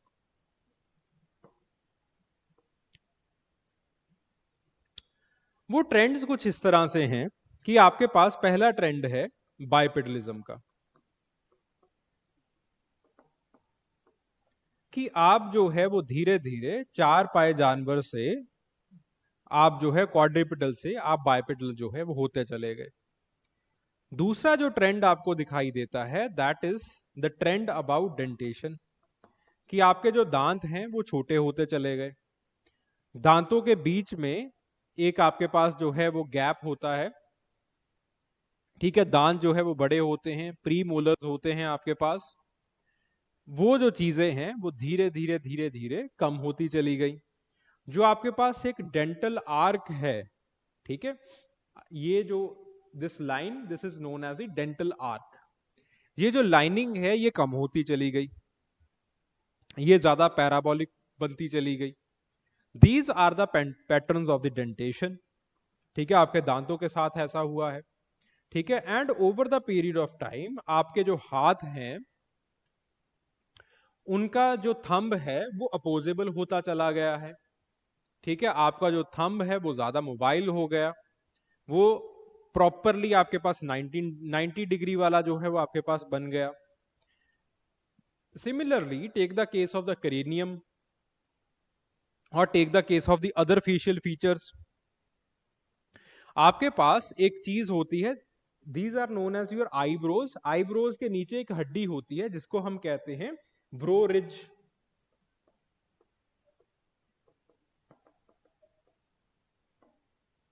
ठीक है। तो आपकी जो ब्रो रिजेस हैं अगेन वो कम होती चली गई, वो छोटी होती चली गई, वो पतली होती चली गई, ठीक है। सिमिलरली एक और ट्रेंड आपको दिखाई देता है, वो ये होता है कि धीरे धीरे जो चिन्ह का डेवलपमेंट है वो आपके अंदर हुआ है, ठुड्डी जो है वो आपके अंदर बनी है, ठीक है। ये सारे जो डेवलपमेंट्स हैं ये हुए हैं। सिमिलरली बाइपेडलिज्म के अंदर हमें क्या क्या दिखाई देता है कि आपके पास एक हड्डी होती है गले के नीचे, that is known as foramen magnum, वो जो है वो नीचे की तरफ हुई है। उसी के साथ साथ जो है वो आपके पास एक और ट्रेंड आपको दिखाई देता है, दैट इज कि आपके पास जो फुट है, आपका जो पैर है वो आपका धीरे धीरे जो है वो आज्ड हुआ है, ठीक है। फिर उसके बाद जो आपके प्यूबिक बोन्स हैं, आपका ये जो पेल्विक एरिया है वो बेसिन शेप का हुआ है, ठीक है। So these are the major trends that you have found out. Similarly dentation के अंदर ऐसे बहुत सारे ट्रेंड्स मिलते हैं। तो अब सवाल आता है कि क्या एवोल्यूशन के अंदर ये सारी चीजें बड़े यूनिफॉर्म तरीके से एक लत में जो है वो हुई होंगी, कि आपके पास धीरे धीरे जब बाइपेडलिज्म आया तो बाइपेडलिज्म के अंदर क्या आपके पास नेक्स्ट जनरेशन में फीमर आगे की तरफ हो गया, फुट आज्ड होना स्टार्ट हो गया, क्या ऐसा हुआ होगा? तो इसका जो जवाब आता है मोजाइक एवोल्यूशन से वो आता है नहीं, ऐसा नहीं हुआ। Over the period of time, over the period of time आपके पास अगर एक चेंज आता है तो दूसरा चेंज कई बार पीछे भी चला जाता है या फिर आपके पास जो है वो स्टेगनेंट भी रहता है। जैसे फॉर एग्जांपल क्या हम ये मान सकते हैं कि आपके पास जो ब्रो रिजेस हैं उनकी शॉर्टनिंग और आपके पास बाइपेडलिज्म दोनों एक दूसरे के साथ जो है वो यूनिफॉर्म रहे, जैसे जैसे बाइपेडलिज्म आता गया वैसे वैसे जो ब्रो रिजेस हैं वो पीछे जाते गए, क्या हम ऐसा कह सकते हैं? बात जो है वो बिल्कुल गलत है, ऐसा आपको नहीं कह सकते हैं। जैसे for example take the case of Java man. अब जावा मैन को देखें, जावा मैन का फोरानम मैग्नम बिल्कुल आगे की पोजीशन में है, उसके जो फुट हैं वो प्रॉपरली आर्च्ड हैं, उसका जो आपके पास प्यूबिक रीजन है वो हमारे जितना बेसिन शेप में नहीं है, but it is a little bit in a basin shape. But bro ridges जो हैं दे आर वेरी प्रोमिनेंट। जो उसका डेंटेशन है, जो डेंटेशन आर्क है, अगेन पैराबोलिज्म, जो पैराबोलिक जो आर्क होता है दैट इज रिड्यूस, थोड़ा सा वी शेप में है। ठीक है, तो ये बिल्कुल भी सही नहीं है कि आपके पास एवोल्यूशन जो है वो एक यूनिफॉर्म तरीके से आता है। तो एवोल्यूशन के नेचर को हमने मोजाइक माना है। Similarly take the case of the Flores man, ठीक है, जो कि फ्लोरस केव से हमें मिला। तो उसके अंदर अगेन आपके पास हम ये कह दें कि आपके पास जैसे जैसे इंसान बाइपेडल होता गया वैसे वैसे जो है वो उसका एसिफलाइजेशन होता गया, यानी कि उसके ब्रेन का केस बड़ा होता गया। ऐसा बिल्कुल भी वहां पे नहीं दिखाई दिया हमें। इंसान जो है वो again it is somewhat bipedal, but इसी के साथ उसकी क्रेनियल कैपेसिटी छोटी है। ठीक है, ऑन दी अदर हैंड आपके पास जो है वो कुछ होमो इरेक्टस हम देखते हैं जिनकी क्रेनियल कैपेसिटी काफी बड़ी है। सो मोजाइक एवोल्यूशन जो है वो बेसिकली आपके एवोल्यूशन को एक यूनिफॉर्म यूनिडायरेक्शनल ना बताते हुए एक ब्रेडेड की फॉर्म के तरह जो है वो बताता है। ठीक है, आपके पास यूनिफॉर्म यूनिलिनियर एवोल्यूशन जो है वो ये क्या है कि आपके पास धीरे धीरे जो है वो जैसे जैसे बाइपेडलिज्म आता जाएगा, बाइपेडल जितना आप बाइपेडल हो गए उतना ही आप एसिफलाइज होंगे, उतना ही जो है वो आपका डेंटेशन आर्क जो है वो पैराबोलिक होता चला जाएगा, उतना ही जो है वो आपके पास जो आपका फुट है वो आर्क्ड होता चला जाएगा। ठीक है, आपके ब्रो रिजेस जो है वो रिड्यूस होते चले जाएंगे। This is the unilinear way of thinking of the evolution, कि एवोल्यूशन ऐसे हुआ होगा। ठीक है, बट आपके पास मोजाइक एवोल्यूशन इस चीज को चैलेंज करता है, इस नोशन को, इस आइडिया को चैलेंज करता है। मोजाइक एवोल्यूशन बेसिकली ये कहता है कि जरूरी नहीं कि अगर एक चेंज आया है तो दूसरा चेंज उसको अकंपनी करे, ऐसा बिल्कुल भी जरूरी नहीं है। हो सकता है कि एक चेंज आया, उसके बाद जो है वो आपके पास कोई दूसरा चेंज इनिशिएट हुआ हो सकता है जब दूसरा चेंज इनिशिएट हुआ हो तो पहला चेंज जो है वो बिल्कुल रुक गया हो, या फिर ये हो सकता है कि उसके अंदर कुछ ऐसी तब्दीली आई हो कि वो पीछे मुड़ गया, कि उसके अंदर जो है वो कुछ कटौती हो गई। ठीक है, फिर हो सकता है कि कोई तीसरा चेंज आया, पहला चेंज फिर से रुक गया, या फिर दूसरा चेंज रुक गया। तो इस तरह से आपके पास जो है वो evolution it is not unilinear. On the other hand this evolution this is of the nature of the braided stream. Braided stream का मतलब क्या होता है? ब्रेड्स क्या होती हैं? ठीक है, जब हम ब्रेड्स करते हैं तो आप बालों को इस तरह से पकड़ लेते हो और बालों को एक दूसरे के ऊपर ओवरलैप करते रहते हो।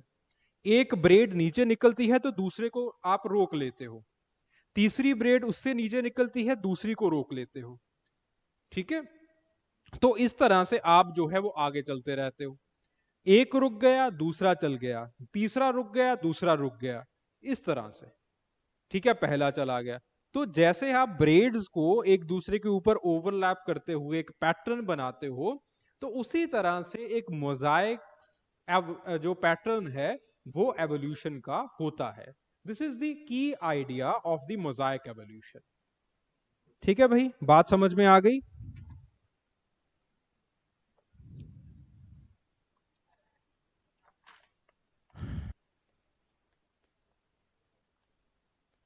थर्टी सेकेंड्स में। मोजाइक एवोल्यूशन का मतलब है कि एवोल्यूशन का जो नेचर है वो यूनिलिनियर और यूनिफॉर्म नहीं होता है, but on the other hand evolution के अंदर the changes they are heterogeneous in nature, कि कुछ चेंजेस जो है they might stop while the other changes they will progress, other changes might stop, the initial changes might progress. ठीक है, this is the mosaic evolution. ठीक है जी, तो इसको जो 30 सेकेंड वाली डेफिनेशन है वो आपके पास सबसे पहले W के ग्रॉगरी ने दी थी इन 1910, और again he gave this idea कि आपके पास evolution is a basically mixed of the derived and the primitive features. ठीक है, परमिटिव फीचर्स जैसे फॉर एग्जांपल हम अगर जावा मैन को डिफाइन करें अभी, तो जावा मैन को डिफाइन करने के लिए हम क्या कहेंगे कि जावा मैन प्रॉपरली बाइपेडल है, so he can be categorized as Homo, this is the evolved feature.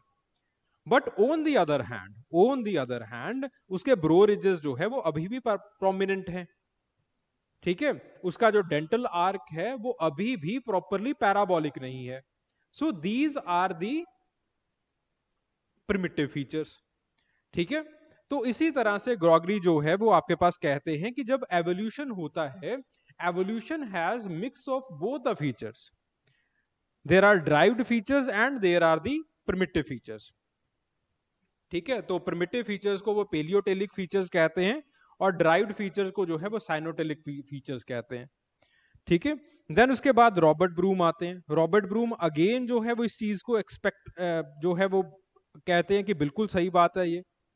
ठीक है, आपके पास और उन्होंने और बहुत सारे ऑर्गेनिजम्स जो है वो उनके एवोल्यूशन को इलस्ट्रेट किया और दिखाया कि किस तरह से दोनों फीचर्स जो है वो एक ऑर्गेनिज्म जो है वो इनहेरिट करता है। पुराने फीचर्स भी ऑर्गेनिजम्स के अंदर होते हैं और नए फीचर्स भी जो है वो इनहेरिट किए जाते हैं।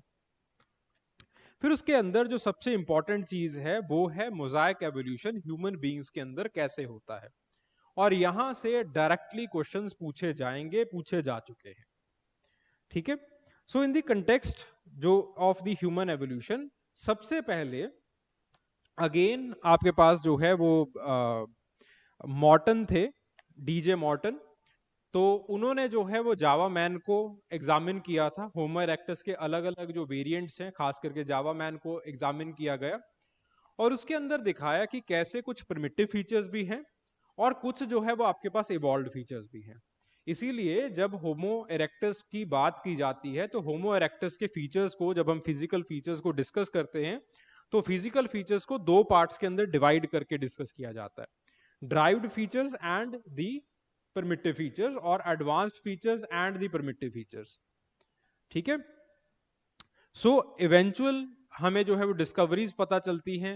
होमो नालिंदी की डिस्कवरी होती है, जो फ्लोरेस मैन है उसकी डिस्कवरी होती है, and over the period of time we come to know कि आपके पास जो एवोल्यूशन है उसके अंदर जरूरी नहीं है कि हमेशा ब्रेन जो है वो इनलार्ज रहा हो।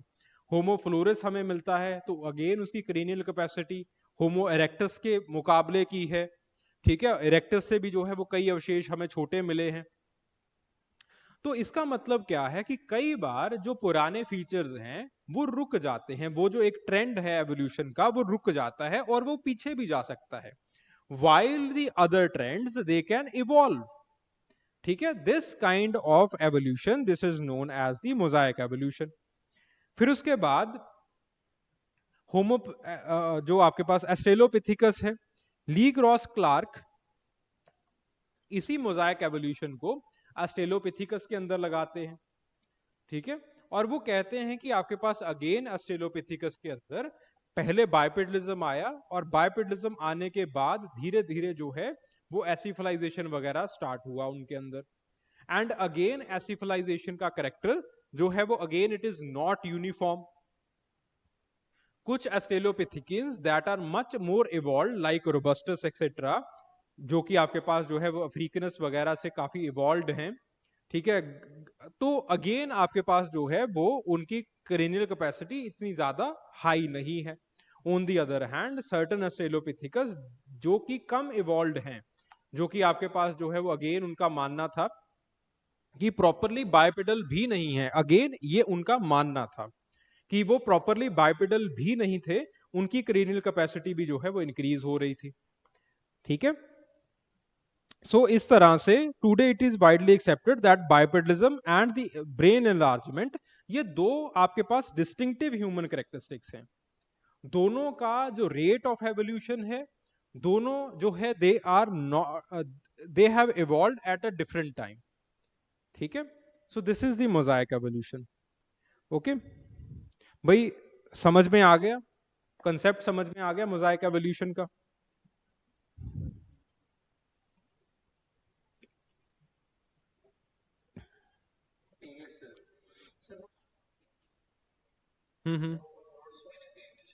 नहीं दिए हैं यार। डीजे मॉर्टम it is given in the mosaic human evolution, second line. ठीक है, फिर उसके बाद Le Gros Clark it is given in the second paragraph, Le Gros Clark. Got the point. फिर उसके बाद मैंने कुछ एग्जांपल्स दिए हैं इसके, ह्यूमन एवोल्यूशन का एग्जांपल दिया है, ठीक है, मीडोज वोल्स का एग्जांपल दिया है, इनको करने की कोई, हॉर्स एवोल्यूशन का एग्जांपल दिया है, मेमेलियन एवोल्यूशन का एग्जांपल दिया है, इनको करने की कोई जरूरत नहीं है। यहां से क्वेश्चन जो है वो पूछा जाएगा फ्रॉम द ह्यूमन एवोल्यूशन। ठीक है, तो ह्यूमन एवोल्यूशन को जो है वो सिर्फ याद रखना है, बाकी जो है दैट इज ऑल ऑर्नामेंटल। ठीक है, देन उसके बाद applications of the mosaic evolution in the hominids, उसके ऊपर आइए। तो सबसे पहली जो चीज है वो ये हमें ये पता चलती है दैट जो रिलेटेड स्पीसीज हैं उनका भी अपना एक इंडिपेंडेंट एवोल्यूशन हो सकता है। जैसे फॉर एग्जांपल हम दो होमो स्पीसीज को जो है, अगेन ऑस्ट्रेलोपिथेकस को यहां पे नहीं लेके आएंगे क्योंकि again it is very problematic to bring a very ancient species in the modern homo evolution. तो अगर आप जो है वो दो होमो लाइंस को आपस में कंपेयर करें, होमो नालिंदी को और होमो फ्लोरेंसिस को,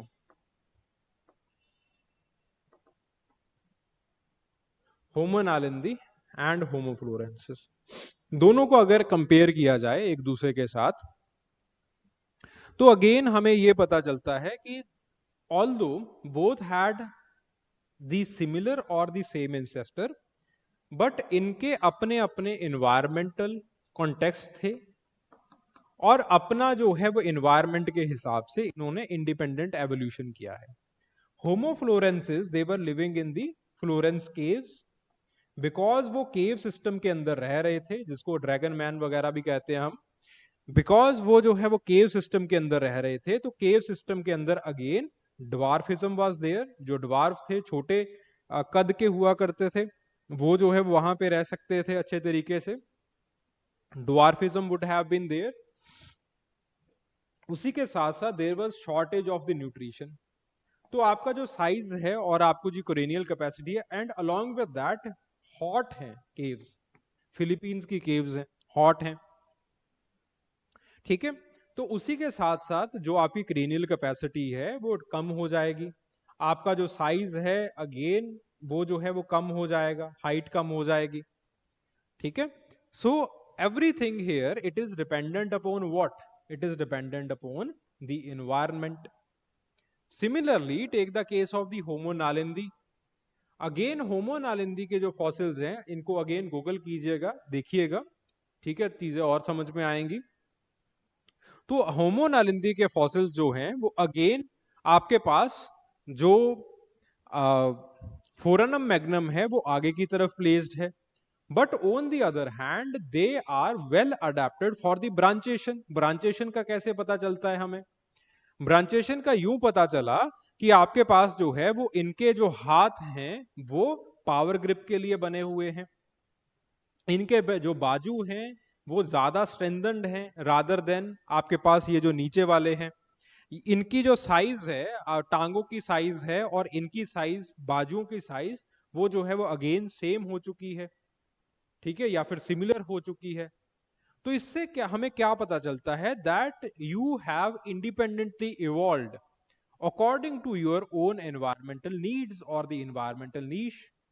ठीक है, तो अब यहां पे आपके पास ऐसा नहीं है दैट आपके पास कोई लोड है ट्रेंड को फॉलो करने का, कि अगर एक ट्रेंड चलता आ रहा है जीन्स के अंदर कि आपका जो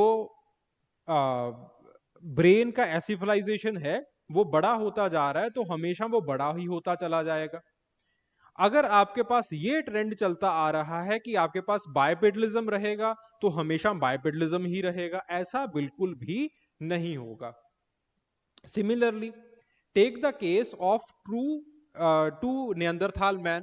नियंदरथाल मैन का हम जनरली पहले, और आपके सिलेबस को क्योंकि काफी टाइम पहले लिखा गया था, तो उसके अंदर भी वैसा ही डिवीजन दिया गया है। नियंदरथाल मैन एडवांस्ड और प्रोग्रेसिव, नियंदरथाल मैन क्लासिकल। अब बेसिकली जो आपके पास पुराना नियंदरथाल मैन है, that was living in the cold climatic regions, ठीक है, जिसको जो है वो हम कह देते थे that this is the advanced Neanderthal man, ठीक है। तो वो जो आपके पास पुराना नियंदरथाल मैन था, जो कि आपके पास कोल्ड क्लाइमेटिक कंडीशंस के अंदर रह रहा था, उसकी क्रेनियल कैपेसिटी ज्यादा थी। ऐसा क्यों था? Because more cranial capacity, it is the symbol of the heat generation.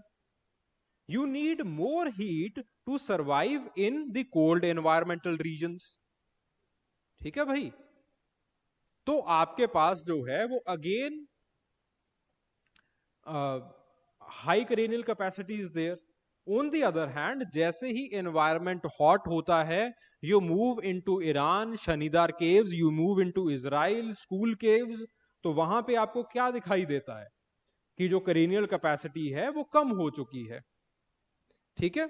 So this is again the example of mosaicism, कि जरूरी नहीं है कि आपने एक ट्रेंड फॉलो किया, आप जो है वो आप इंडिपेंडेंटली अपने इन्वायरमेंट के हिसाब से इवॉल्व करते हो, ठीक है। और उसी के साथ साथ हमने अगला पॉइंट भी लिखा है कि इन्वायरमेंट का बहुत बड़ा इंपैक्ट पड़ता है एवोल्यूशन के ऊपर। And then there is something also called the behaviour evolution. अच्छा, ये समझ में आ गया?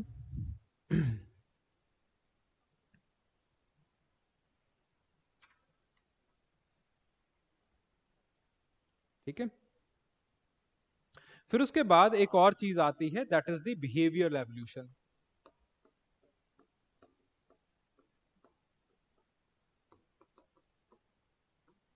बिहेवियर एवोल्यूशन का मतलब ये है, जैसे for example take the case of the Dunbar's brain hypothesis, जो कि मैंने यहां पे लिखा है, रॉबिन डनबर का सोशल ब्रेन हाइपोथेसिस है। ये बेसिकली ये कहता है कि जितना आप सोसाइटी बनाते चले गए, उस हिसाब से जो है वो आपका ब्रेन का साइज जो है बड़ा होता चला गया। अब आपकी सोसाइटी कितनी बड़ी होगी, ये जो है बहुत सारे फैक्टर्स के ऊपर डिपेंड करता है। जैसे फॉर एग्जांपल, जैसे ही आप, ये माना जाता है कि जैसे ही आप फिलीपींस के अंदर गए, फिलीपींस के अंदर बहुत बड़े बड़े कमोडो ड्रैगन्स हैं। अब वो कमोडो ड्रैगन्स ने आपको अटैक कर दिया। Some of the people they were able to venture into the cave systems, but on the other hand, some of the people they were eaten up by the many of the people they were eaten up by the komodo dragons, ठीक है जी। तो यहां पे again society जो है वो छोटी हो चुकी है। अब अगेन आपके पास जो है वो छोटी सोसाइटी है, ज्यादा आपको सोचने की जरूरत नहीं है, ज्यादा आपको ब्रेन को यूज करने की जरूरत नहीं है। तो ये हाइपोथेसिस जो है वो ये कहता है, because of the social evolution, आपके पास जो बायोलॉजिकल एवोल्यूशन है, it has also been impacted. और आपका जो साइज है, आपके जो ब्रेन का साइज है, आपकी जो क्रेनियल कैपेसिटी का साइज है, वो फिर से जो है वो श्रिंक कर गया, वो कम हो गया, ठीक है जी। Got the point?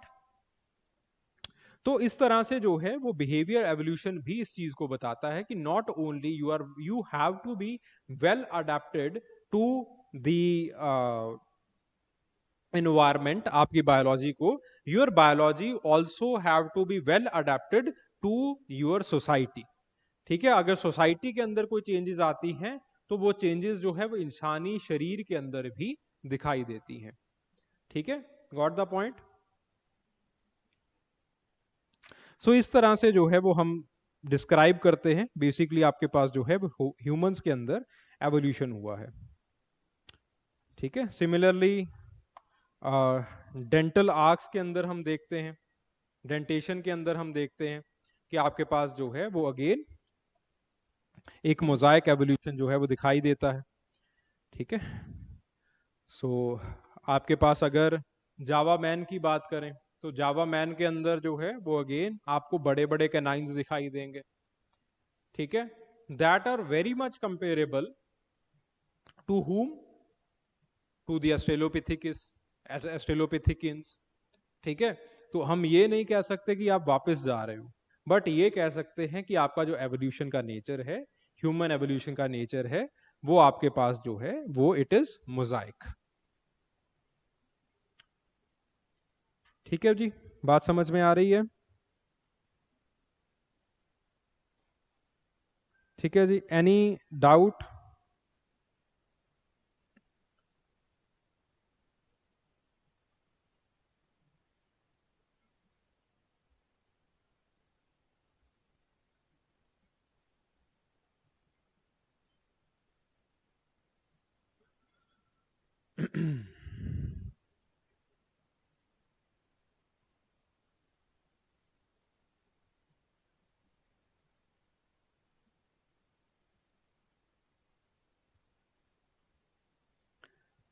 Late me find out, एक बार रिवाइज कर लो।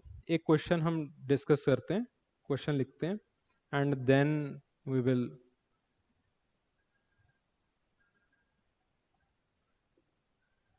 स्टार्ट।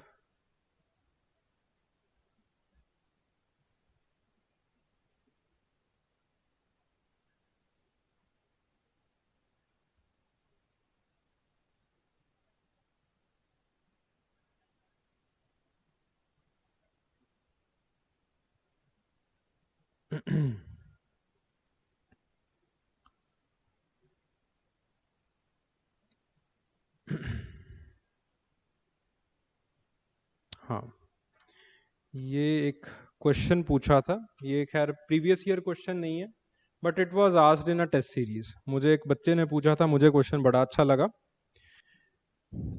10 मार्कर क्वेश्चन है। The question is, does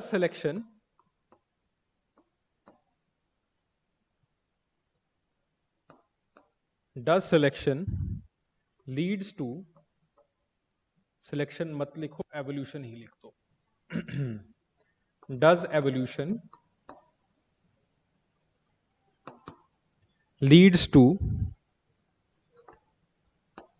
progress and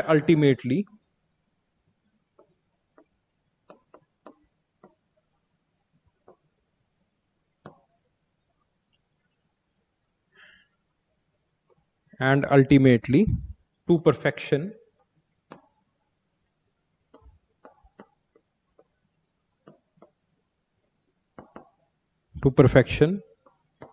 discuss। ठीक है जी, दिस इज द क्वेश्चन।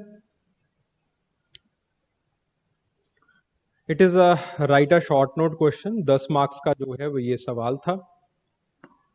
ठीक है, अब बताओ इसको कैसे करोगे।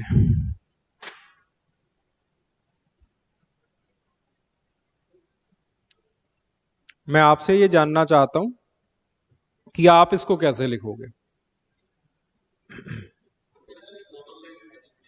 हम्म,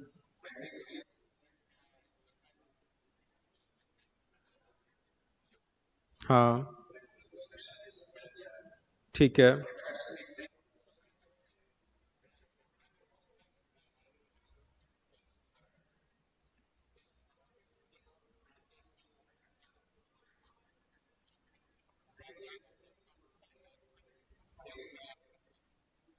ठीक है,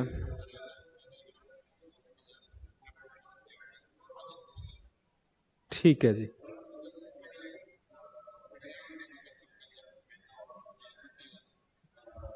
हम्म,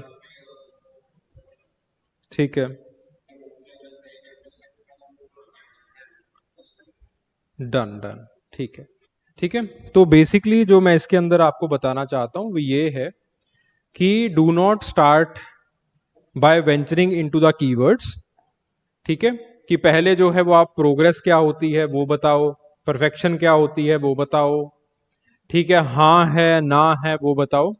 ठीक है, ऐसा नहीं करना है। I am not telling you, अगर ये 20 मार्क का सवाल होता तब भी मेरा जो है वो कहना यही रहता, 10 मार्क्स का सवाल है तब भी मेरा कहना यही है। एक रूल ऑफ थंब बना लो आज से कि मैं वही लिखूंगा जो सवाल सवाल के अंदर पूछा जाएगा, मैं सवाल के बाहर कभी नहीं जाऊंगा। ठीक है, अगर आप चाहते हो कि सिलेक्शन आ जाए, ठीक ठाक नंबर आ जाए, तो ये जो है this should be your rule of thumb, ठीक है। फालतू में जो आप कीवर्ड्स को डिफाइन करने बैठ जाते हो और इतनी बड़ी जो है वो प्रस्तावना जो है वो एक पेज की बन जाती है, उसकी जरूरत बिल्कुल नहीं होती है, ठीक है। सो जैसे आपके पास ये है, इस सवाल का पहले करक समझो। Does evolution leads to progress and ultimately to perfection, ठीक है, कि हमेशा जो है वो एक ऑर्गेनिज्म क्या परफेक्शन की तरफ जा रहा है, हमेशा जो है वो क्या उसका प्रोग्रेस हो रहा है, इस चीज को जो है वो आपको बताना है, ठीक है। तो बेसिकली जो है वो आपके पास पहले आप ऑब्वियसली यू विल से कि आपके पास एक जो सेंस बना है, आप जो एक सेंस बनाते हो ऑफ द डार्विनियन एवोल्यूशन, वो यही है कि आपका जो है वो एक जो एवोल्यूशन का ट्रेंड है दैट विल बी यूनिफॉर्म, और आप जो है वो eventually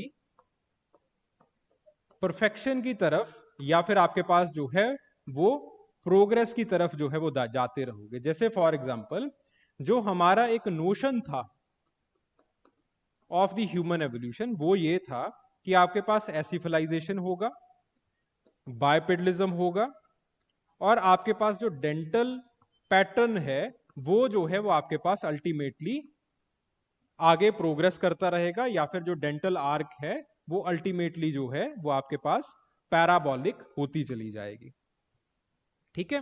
and on this notion we categorized what Neanderthal man into progressive and classical. अब देखो इसके अंदर विडंबना ये है कि जो प्रोग्रेसिव नियंदरथाल मैन है, वो प्रोग्रेसिव नियंदरथाल मैन पुराना है, लेकिन प्रोग्रेसिव हमने क्यों कहा? बिकॉज उसकी क्रेनियल कैपेसिटी ज्यादा थी, ठीक है। तो अल्टीमेटली जिनके अंदर प्रोग्रेसिव फीचर्स हैं या फिर जिनके अंदर परफेक्शन वाले फीचर्स आ जाते हैं, उनको जो है वो हम अल्टीमेटली अगला दर्जा देते हैं, प्रोग्रेसिव का दर्जा दिया करते हैं, ठीक है। तो आपके पास जो है वो दिस वाज आर क्या कह सकते हैं उसको, this was our developed notion of the evolution. And ultimately हुआ क्या, हमें एवोल्यूशन का नेचर पता चला कि एवोल्यूशन का नेचर जो है दैट इज मोजाइक, ठीक है। ये कीवर्ड लिखना जरूरी है। और आपके पास जो है वो एवोल्यूशन दो चीजों के ऊपर डिपेंडेंट रहता है, इन्वायरमेंट के ऊपर डिपेंडेंट रहेगा और सोसाइटी या फिर कल्चर के ऊपर जो है वो डिपेंडेंट रहेगा। तो जैसे for example take the case of Java man, take the case of Homo naledi, take the case of Florence man या फिर होमो फ्लोरेंसिस, सोसाइटी के ऊपर जो है निर्भर रहेगा, ठीक है। यहां पे किसी का भी आप एग्जांपल ले लेना कि over the period of time हमने देखा होमो इरेक्टस के अंदर सोसाइटी अच्छी बनी, ठीक है। पैकेंसिस मैन की सोसाइटी काफी अच्छी थी, वो फायर वगैरह को भी जो है वो लेके आ रहा था। तो आपके पास जो है जो ब्रेन हाइपोथेसिस है वो ये कहता है दैट इवेंचुअली सोसाइटी की वजह से या फिर कल्चर के एवोल्यूशन की वजह से आपका बायोलॉजिकल एवोल्यूशन आगे बढ़ेगा, कॉम्प्लेक्सिटी की तरफ जाएगा, ठीक है। सो इस तरह से हमने इस चीज को डिफाइन कर देना, बता देना है।